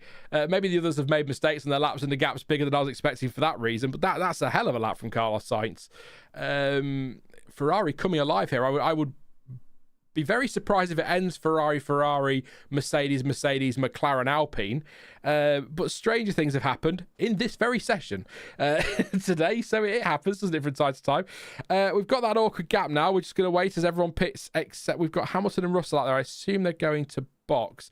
The car definitely feels different in qualifying compared to P3, says Hamilton. So not happy with this car, though. They are going to pit, so everyone in the pits. So for the final time during the actual qualifying session itself, please do leave a like. 2,300 of you here. Thank you so much for tuning in. It really is. It always blows my mind when anybody tunes in, frankly, but when that number tune in, it really does. So please do leave a like. If we can get over 300, that would be amazing. Or even let's go higher. Let's go 500. Why not aim a little higher, Sean? Come on, live a little. That's living a little, apparently. And please do subscribe as well if you are new. We're live again tomorrow after the race for some post-race chat. Obviously, post-race chat. Thank you to Netboat, to Freddie, to Mark, to Chef, and to Astrid as well for subscribing in the last sort of 10 or 15 minutes or so. Thank you very much. So subs, likes, and all of that, massively appreciated. Shoots of recovery on the channel, which are very exciting, by the way. If you're into analytics, it's very exciting. So the more subs and the more likes, the better. It'd be fantastic, and we can go into the rest of this season as a community, have some fun, enjoy the racing, and then we get what could be an epic 2025 to enjoy as well. So we've got a few minutes yet, Kevin. 4 minutes to go. We're just in that little lull now where everyone's in the pits waiting to come out on their final run. So I thought I'd do the YouTuber spiel nonsense and get it out of the way. There will be another run yet, so don't worry about that one. Who are you cheering for, says Matthew? Ferrari, mainly. No, yeah, Ferrari 1-2 would be incredible. 1-2 in Austin was fantastic. To then come here and go 1-2 on the grid, if they could convert that into winning a 1-2 finish tomorrow, then I think I'd probably just pass out. I was going to pass out forever, but that's just dying, isn't it? So I could take a mini retirement. Yeah, it'd be amazing. It's a Ferrari. I think Ferrari. I've been quite clear on that one. So it is new tyres this time for Max Verstappen. So I'll just see if the timing updates. Craig says anyone but Norris. No comment. So Max is on new tyres. In fact, I'm gonna put a little fake bet on here and say everybody's gonna be on new tyres here for these final runs.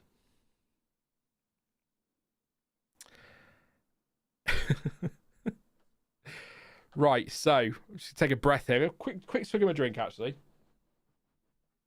I'm living again. No alcohol. If we did an alcohol on stream, we'd all be in trouble, I think. Channel be deleted in no time at all. Thomas says F1 97 on the PlayStation 1. Classic. Absolute classic. Thank you, Matthew, to Craig as well for subscribing. To Red, to Mark, to Isha, to Richard, to Joseph. Really appreciate your support. Freddie as well. I think I gave a shout before Freddie, but I'll give you another one as well, just to make sure. Thank you for subbing. I will miss the subs for now, just while I watch this last 2.5 minutes, but I'll do some shout outs before we end the stream thingy after qualifying 3. We'll chat for a bit, 15-20 minutes or so. I'll do shout outs before that.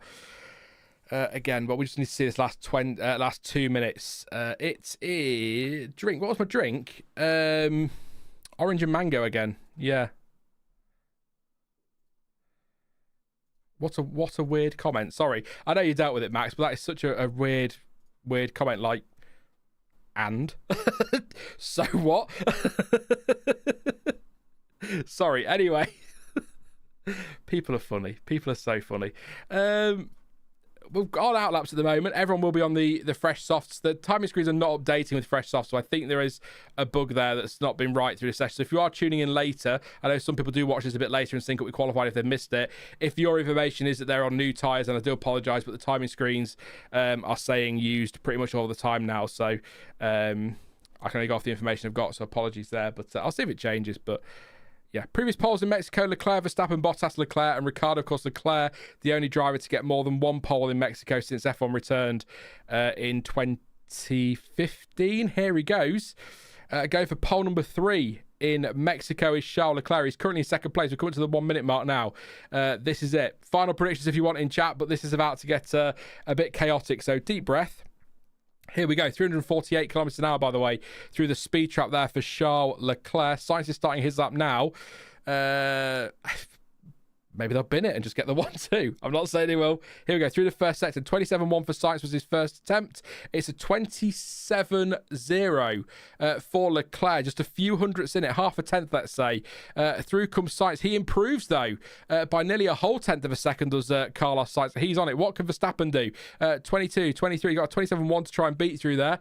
I think Ferrari looking good here, but I'm not going to jinx it. No, nearly a tenth down is Max Verstappen in the first sector. So at the moment, Carlos Sainz, favourite for pole. We'll keep an eye on Lando Norris as well when he starts his lap. He is on his way now.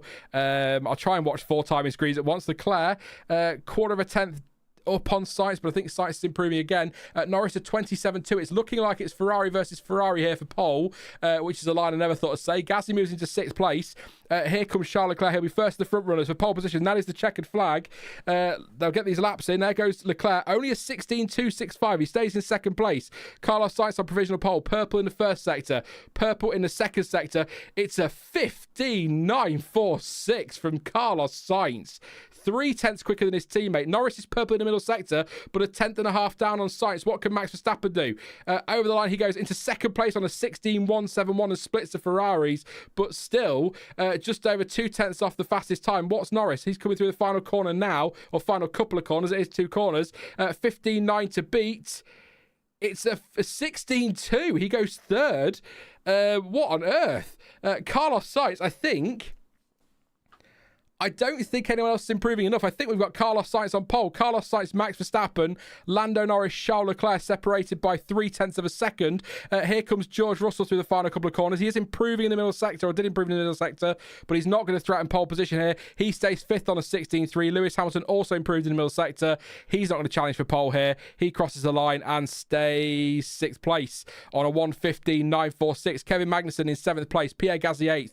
Alex Albon 9th. And Nico Hulkenberg in 10th place. Carlos Sainz on pole position for Ferrari. It is Sainz and Verstappen on the front row. It is Norris 3rd. It is Leclerc 4th. Oh, what a great session that whole thing was, start to finish. Madness. We have a Ferrari pole position. Smooth operator in chat. There we go. I knew it was going to turn up eventually. I won't sing for you. I won't put you through that on a 11 o'clock on a Saturday evening. It's a bit much for everybody, that. So yeah, likes for Carlos Sainz on pole. I was not expecting Sainz on pole today, so please do drop likes for Carlos. Not for me, definitely for Carlito, as I think Martin Brundle calls him. But yes, it is Sainz on pole. I'll run through the times very quickly again before anyone starts to disappear. Sainz a 1:15.946, 2 tenths quicker than Max Verstappen in 2nd on a 16.171. Lando Norris a 1:16.2, 3 tenths off in 3rd place. Charles Leclerc in 4th. I'll tell you what, actually, Ferrari, that is a great... Obviously, they'd have preferred 1 and 2, but actually, if they go into that first lap 1 and 4 with Verstappen and Norris between them, that gives them so many options on strategy.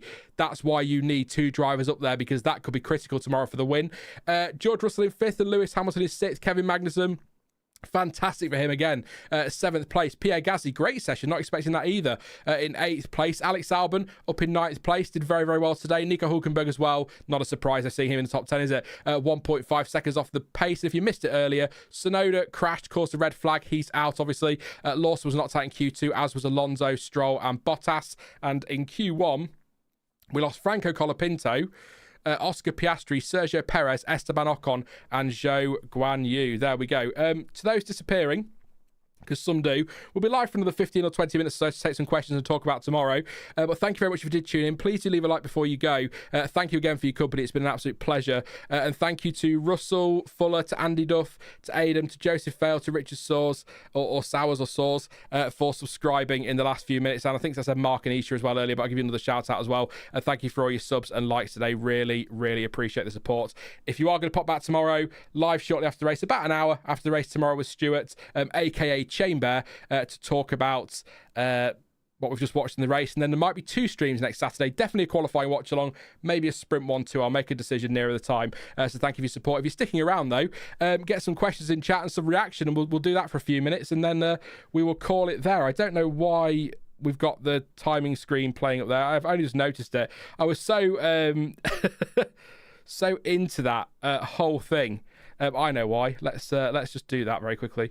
Yeah, I was so into that whole thing. I'm just going to turn the text scroll off. Sorry, I've just noticed it on there. Apologies. I got too into it there. Got way too into it. But there we go. Turn it off for now. Yes. Bits in chat. We'll do some chatting for 20 minutes. So I'll go through the ordering in a moment. We'll pause for the timestamp shortly. And I'll take a glug. Just watching Hamilton replay here at turn 13 and 14. Bit of a big sideways moment, actually, coming out of 14 and through 15. That's an awkward bit to try and commentate over because it's one corner, but it's sort of two. Yeah, big slide there. Oh, good correction, though. Well saved. Maybe lost him some time. Or will have lost him time there, absolutely. Frustration on Toto's face. But 5th and 6th for Mercedes. Oh, wasn't just me, was it? That was a really good session. Like, start to finish. That was a really good session. I don't know what I was expecting today, but not that. Hopefully... tomorrow's race will be just as bloody good. That's what I'm hoping for. It would be nice, wouldn't it? We'd like a good race. We've got some cars out of position, which could make it interesting as well. But yeah, I think that was brilliant. Heinz says shout out please. There you go, Heinz, just for you. I won't be able to do it for everybody, but yeah, there you go. I gave you a shout out there. I can't fix the text scroll. I had a look, but I'll just leave it there now. Apologies for that. I didn't realise I was too drawn into it all. It was all very exciting. Craig says Perez to win. Hooray Carlos, says Simon. Mystic says great show, I'll be back. I nearly did the accent then. No, thank you very much. An orange vehicle wants a shout out. There we go. I won't do it for everybody. Mystic says excellent stream. Thank you very much for your support. I'll do some more sub shout outs in a few as well. Again, Streamlabs doesn't always pick them up, but I'll do some. So if I didn't catch you, thank you, whoever has subscribed. I do appreciate that. But is Albon cooked with sites next year, says Dex. I'll not get into it too much because I want to do some quali reaction, look ahead to tomorrow a little bit. But I think that's one of the lineups next year that I'm most excited for, definitely. Max's engine will fail. Chloe got engine problems all weekend, hasn't he, Chloe? Yes, very good point. That's worth a mention. Yeah, definitely. They replaced it though with one from the pool, so he might be okay. Hopefully, for Max Verstappen fans, he will still be. He will still be okay. I think we'll call that strike 2. You know who you are in chat. I'm not reading it out. We'll call it strike 2, but go for another one, and then we'll not have to see you again, so that's fine. Perez dive bomb the whole grid, says an orange vehicle. We'll do predictions as well in a bit, so start thinking about what you think your top 3 will be. We'll not do them just yet. I'm just going to pause for a second. If you're a regular, you know what I'm doing, so need to get ready for a timestamp. It makes my life easier later. So Carlos Sainz is on pole position for the Mexico City Grand Prix. A 1:15.946 for Carlos. He finished just over 0.2 quicker than Max Verstappen, who joins him on the front row. Lando Norris, 3rd place, 0.3 off the fastest time by Sainz with Charles Leclerc. Only 0.005 of a second behind, in fairness, in 4th place. That's going to be a fascinating battle tomorrow. We'll get into that shortly. Russell in 5th with Hamilton in 6th. Little mistake from Hamilton on his final lap, so that's maybe makes up some of the reason why he's 0.3 off his teammate, but I don't think either are in a mix of pole today, really. Kevin Magnussen in 7th place, nearly a second off, but really great showing from him. Pierre Gasly again, picking up where he left off in Austin qualifying, of course, in 8th place. I think he qualified 6th, was it, in Austin, and started 5th, something like that. So great stuff from Gasly again. 9th for Albon, whose lap was in the gap, actually, so that caught me out. His Q2 lap, sorry, that caught me out that when Tsunoda crashed and he snuck through. Hulkenberg in 10th place, 1.5 seconds off. That's a good, that's half a second to his teammate, you know, to be fair. So that may be a mistake from Hulkenberg. I'll see if there's anything later, but might just be a great lap from Magnussen. We lost Tsunoda with a crash in Q2. He will start 11th unless, of course, they need to replace anything outside of Part Ferme. 12th place for Liam Lawson. 400ths of a second-ish between the two RBs, so that's close. Fernando Alonso, and they said Max Alonso for some reason. Fernando Alonso, 171 in 13th place, about a 10th clear of his teammate in 14th. Valtteri Bottas through into Q2, well done to him. 15th place in the Sauber, that's like a win for Sauber, isn't it? It must feel like that. Franco Colapinto knocked out in Q1, as was Oscar Piastri, Sergio Perez, and we also lost Esteban Ocon and Zhou Guan Yu. Actually, Perez only 6,000ths quicker than Ocon in the end, so there we go. I was just going to say there, talked about earlier with teammates, didn't we, briefly, how important that is in this fight at the front for the constructors. And if you want to believe there's a driver's fight, that's fine. But there you go. You're going to need teammates up there. Piastri needs to be there. Perez needs to be there. Neither are. When you look at that grid, and I mentioned it earlier, if that stays as it is for the first stint of the race, let's say Sainz first, Verstappen second, Norris third, Leclerc fourth, that opens up so many options for Ferrari on strategy. They can try and undercut, go along with Leclerc, really keep Verstappen and Norris second guessing, and that might work out really well for Ferrari. Now, obviously, usual caveat, I'm talking about Ferrari and strategy, so who even knows? But if they get it right, they could really be in a great spot tomorrow to take the win, or already with pole, obviously in a great spot, but maybe even a 1-2 again as they did in Austin, whereas Verstappen and Norris haven't got their teammates up there to kind of counter that game and play their own game. So that's a really fascinating fight at the front. And Ferrari, I don't know where that pace is covering quali, not really. Sainz quickest in FP2, I believe. Not that it really matters because it was a tyre test, but he was fastest in FP2. So the pace has been there, but I thought we were looking at Norris, Piastri, Verstappen in the fight for pole, but it turned out to be Sainz, Verstappen and Norris and Leclerc. So that was great stuff, but really looking forward to tomorrow. We've got a mixed up grid as well. I don't think Williams have that. I don't think that pace from Albon was necessarily will be translated in the race tomorrow. We'll see. I'd like to see Albon get some points he could do with it. He's had a rough few weeks, hasn't he? We've got Colapinto a little bit out of position in 16th place, you could argue. Piastri definitely out of position in 17th. Perez out of position for Red Bull. He's going to have to come through as well. That's a really exciting race tomorrow, and I can't wait for it. It's a tough track to overtake on, though. It looks like you could do it, but you've got to think altitude. DRS is less effective because of it. So it's going to be tough to come through the field. The DRS down on the straight as well is 75 metres shorter than it was last year too. So that's a massive factor to take into account for tomorrow. So I think that's going to be a cracking race. I really, really do. And I'm hoping for Ferrari 1-2, because not just because obviously of my Ferrari fandom, but also there will be something quite sweet about Ferrari kind of sneaking up. We're talking about McLaren winning the constructors, Red Bull losing it. They're going to be wanted. Just something will be quite nice about Ferrari just kind of sneaking in. Not, I wouldn't say like they did in 2007 with Kimi Räikkönen, but he was at times an outsider, wasn't he, for the title? It kind of came in and snuck in and took it. I kind of like to see that in the constructors with Ferrari. I'd quite enjoy that one. So that's what I'm going to go with. Ferrari 1-2 tomorrow, and we all suddenly go, wow, this constructors title is on. First since 2008, yes, please. Craig says clean air is key in Mexico.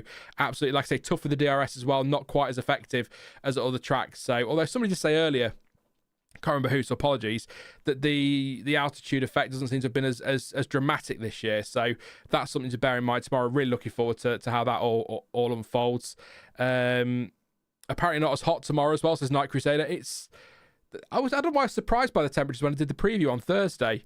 They were sort of down at 17, 18, 19 degrees. I thought it'd be a bit warmer, but obviously forgetting last year, maybe it was exactly the same. I don't know. But yeah, if it is cooler tomorrow, that could have an impact as well. But yeah, it's a tough start as well here. We've seen incidents in those first corners. I don't want to say every year, but quite a few years. Even the year the Mercedes both locked up and went straight across the corner, if you recall, that was a factor. And then there was Hamilton and Vettel making contact, I believe, and then we had Tsunoda had a crash there a few years ago. Bottas was spun round by Ricciardo, so there can be incidents down there, and as we saw last year, of course, actually Perez trying to go around the outside. I mean, if we've got Sainz, Verstappen and Norris side by side into turn one with Leclerc coming along tomorrow, 3 or 4 wide, good God, we could end up with a Mercedes 1-2. Who knows? But yeah, I think tomorrow's going to be great fun. It's not everyone's favourite track. I wouldn't say it's one of my favourite tracks, but I don't dislike the track. I think it can give us some good racing. But I'm looking forward to to tomorrow's race very much, which is a little bit of a redundant statement in some ways, because I look forward to pretty much every race, so I'm a little bit biased there when it comes to F1. I've put 30 odd years into this sport, so I'm not going to suddenly not like it now and enjoy it, but yeah, looking forward to it very much as always, and hopefully it'll be good.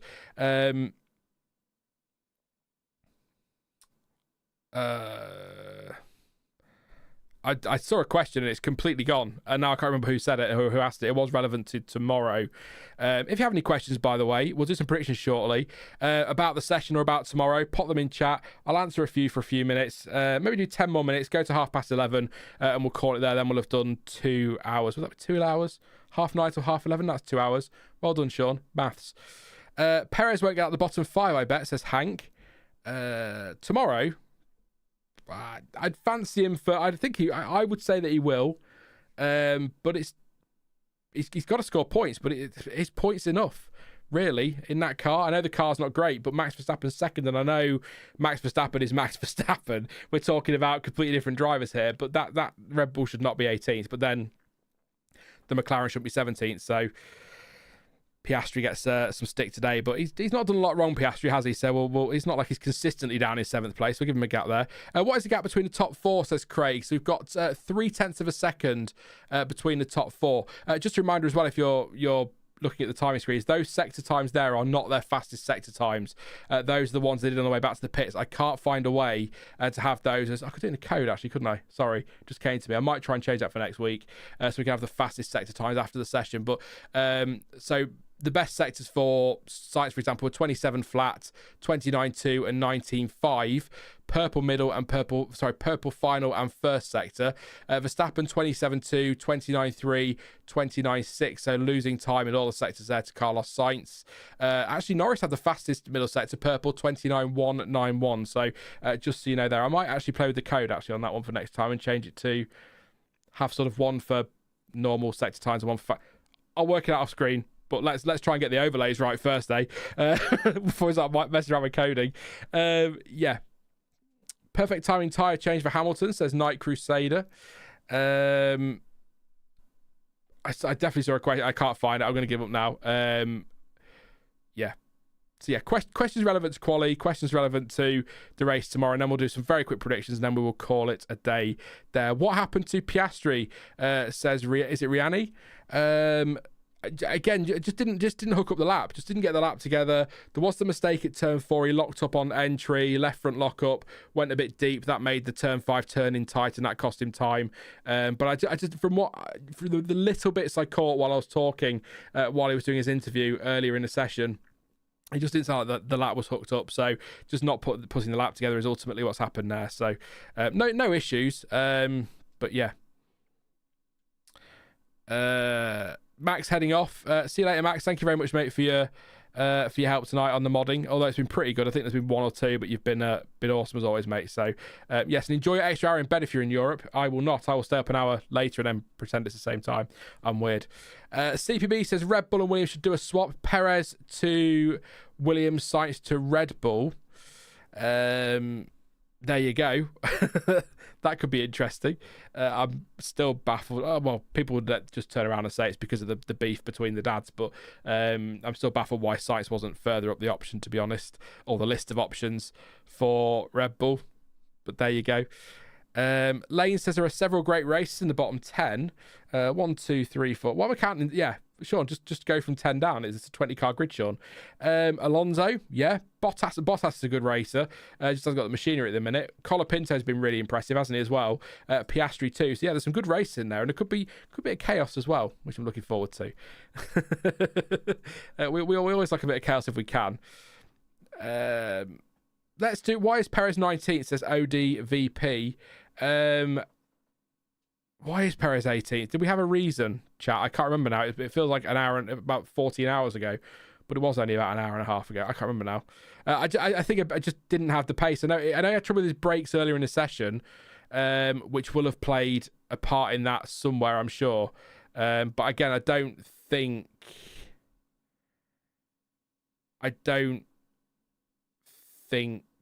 it was a case of anything other than just not hooking the car up again. I'm not reading that, Hank. I tried to I know coming around a conversation, trying not to read conversations out. I've got a habit of doing that one. So yeah, just no pace again from Perez. But if he's got a brake issue as well, that could have been part of it. But that was earlier in the session. He still tried to get his lap in, but just a shame, really, just a shame. Sainz, I believe, should be keeping his seat at Ferrari. Who else thinks Lewis to Ferrari's a mistake on Ferrari's part, says Phenomenal One. Funnily enough, Phenomenal One, quite a few people actually do agree with that. Not that it's a bad thing to have Lewis Hamilton as a driver, but just that Sainz hasn't really done an awful lot wrong. So why are they getting rid of him? But as I said last week, if Lewis Hamilton becomes available,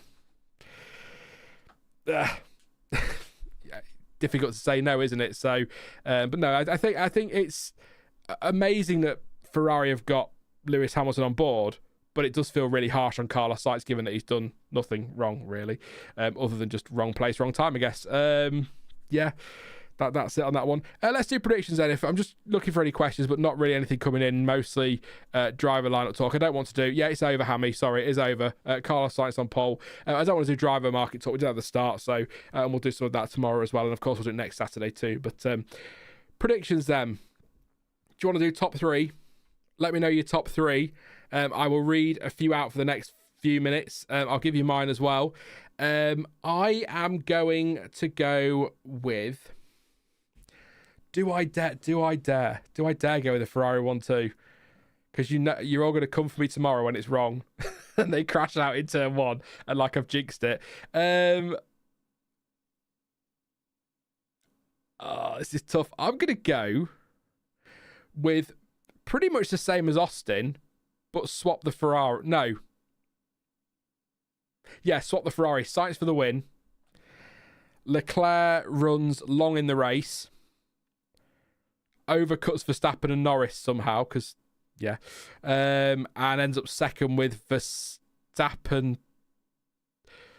I want to say Verstappen third, but I'm also just wondering if maybe we could have like the reverse situation with track limits, just to put all that to bed. Then, I'll go Sainz, Leclerc, Verstappen. But I didn't catch the race pace yesterday, but I kind of feel like Norris is probably going to be in the mix for a podium there as well. So it's tough. It's tough. But I'll go with Sainz, Leclerc, Verstappen. But I don't think it'll be Ferrari 1-2, because every time I predict a Ferrari 1-2, they end up either not finishing or nowhere on pace. So I've probably just ruined that. So probably Verstappen and Norris at the front. Norris, Verstappen, Verstappen, Norris, and then a Ferrari. But I'm going to, for once, I'm just going to go with some confidence in my team. It doesn't always work, does it? I think, Kudzai, were you the first one? I think you were. Says Norris, Sainz, and Leclerc. Livo says Leclerc, Sainz, Russell, Verstappen and Norris crash. So I'm guessing that's Leclerc, Sainz, Russell for top three. Verstappen and Norris crash, not all five of them crash. If so, yes, please, that'd be hilarious. Hank says I want Max to win, but I will say Sainz. Craig says Sainz, Verstappen, Leclerc. Unknown Assailant says Ferrari 1-2, Leclerc masterclass. Kevin says Ferrari is not 1-2. No, they won't. I know, Kevin. Pascal says I believe that Haas is the surprise of the season. What do you think? Come back to that in a second, Pascal. It could. I'm going Ferrari 1-2 again. Says Phenomenal One. Sainz, Leclerc, and Norris says Joel. Leclerc, Norris, Hamilton for Mark. Pascal says Sainz, Norris, Leclerc. Kevin says Verstappen, Carlos, and Lando with Lewis Hamilton P4. Sainz, Norris, Leclerc, and Max says Tommy. Leclerc, Norris, and Hamilton for Night Crusader. Trying not to read people's twice here. Is it Cordial or Cordial? Apologies. Max, Ferraris, Merckx, Lando, and Haas. Paula says Verstappen, Magnussen, and Sainz, Norris, Hulkenberg because Verstappen goes bowling. Says Red Raven. CPB says Lando and Max will crash into turn one. Ferrari 1-2, and Nico gets his first podium with Haas. Oh. Hulkenberg on the podium in a Haas with 5 races in his career to go. Yes, please. Why not? Tommy says Max will get wing damage. Moray says Sainz, Russell, Hulkenberg. Leclerc, Sainz, Verstappen. I think I read that one before for number one, but we got another shout out there. Why not? Hank says only Bottas goes bowling. There you go. And Mike says, is this the starting grid? It should be. unless Tsunoda needs to take any kind of penalty for any replacement parts outside of part firming after his crash. It wasn't a heavy crash, but we don't know what damage has been done, so we always have to put that caveat in there. But as far as I'm aware, nobody has any blocking penalty incoming, any power unit penalties, or any grid drops for anything else. So that should be the starting grid, but obviously things can change very quickly in F1, as I'm sure you know. So it could all change tomorrow, but that, as far as we know, that is the starting grid, yes. The sector times are wrong, by the way. That's their lap back to the pits, but their overall lap time and the gap to the leader and everything is all correct. So there we go. So as of now, Tommy, that would have been a much quicker way of explaining that, wouldn't it? That's the grid as of now. But you know me, I like to have a bit of a waffle. Why not? Just quickly on Pascal's question. I believe that Haas is the surprise of the season. What do you think? Do you agree, chat? Do you think Haas are one of the surprise of the season, or one of the surprises? I'm just looking now at the order here. I think one of the biggest surprises of the season for me in a negative sense is actually Aston Martin are not higher than they were. But I think absolutely Haas have got to be one of the big surprises. I didn't expect Sauber to be as bad as they are either, to be fair. But the season as a whole, definitely one of the surprises. Of the last few weeks, Colapinto for me, one of the surprises. Michael has predicted 10th after testing. Yeah, I think even in testing streams, Michael, I think we said that we thought they were going to struggle this year because they seem nowhere. So to be 7th and 10th this weekend, they had a great weekend in Austin. The points on the board in, I think, both the sprint and the race. They've got a great shot here at 6th place. Which I'm just going to check this quickly before we end the stream. I am ending the stream, don't worry. You don't have to be here all night with me, it's fine. Haas F1 team. I can't spell today. I spelled Haas with an R. Haas. Let's just have a quick look at it. I think, I want to just confirm it. Their best finish in F1 in a championship is 5th, and that was in 2018. So their last few results since then, 9th, 10th, 8th, 10th, and they're currently 6th. If they could finish 6th this year, that'd be absolutely incredible for them. So big shout out to Haas. I know Tommy will be very happy that we're giving Haas some love. So there we go. I've got it muted. I'm not listening. Definitely not. Yeah, Michael says yeah. Definitely one of the surprises of the season. Hank is hoping that Newey can fix Aston. I want to see Alonso have a shot at another title. Big question mark over Alonso, isn't it? Because the 2026 rules is when Adrian Newey's going to really start to show what he's done. I can't see Alonso not sticking around for 26 if he's got a car built by Adrian Newey, though. Paula says a podium for Haas will be good. And one more comment today. We're not going to get into that. Miss CZ says, after firing Steiner, some thought Haas would unravel in 2024. Opposite, really, isn't it? That's. I mean, Au Komatsu's done a great job, hasn't he? To be fair, I mean, he knows the team well, but he deserves a lot of credit too, as do the drivers, everybody there. And I actually think I'm quite looking forward to their lineup next year as well. Ocon versus Behrman, that could be incredible. But we're going to leave it there today. I was going to finish 2 minutes ago, but the 2 minute overrun for this channel, I'm sorry, that's a win. We'll take that one. Has he done the end screen? Yes, I have. There we go. Thank you so much for tuning in, everybody. Please do drop a like before you go. 351. We didn't quite hit the 500. We could still, if a couple of hundred people that are still here hit the like. So please do drop a like. That'd be massively appreciated. And subscribe as well if you are new. Like I say, we're going to be live tomorrow with the race reaction shortly after the Grand Prix. We've got the preview on Thursday. Possibly a video Monday. I just need to check with plumbers again. Ridiculous. I'm not getting into it. I can't be bothered. I'll be chuntering for hours if I get into that one. And obviously then we'll have possibly 2 streams next Saturday, definitely one, and then of course the race reaction as well after that one. Thank you to AP Reynolds, by the way, and Clive Davies if I missed you earlier for subscribing. Appreciate the support. You can follow me on social media, the F1 word on Insta, not that I post there, but I will do eventually. We've got some plans for that, don't worry, and at F1 word everywhere else. Don't forget to follow planetf1.com as well for all the latest news and Formula 1 reaction. There you go. But as ever, thank you for watching. I've been Sean. This has been the F1 word. Enjoy your extra hour in bed if you're in the UK. Goodbye.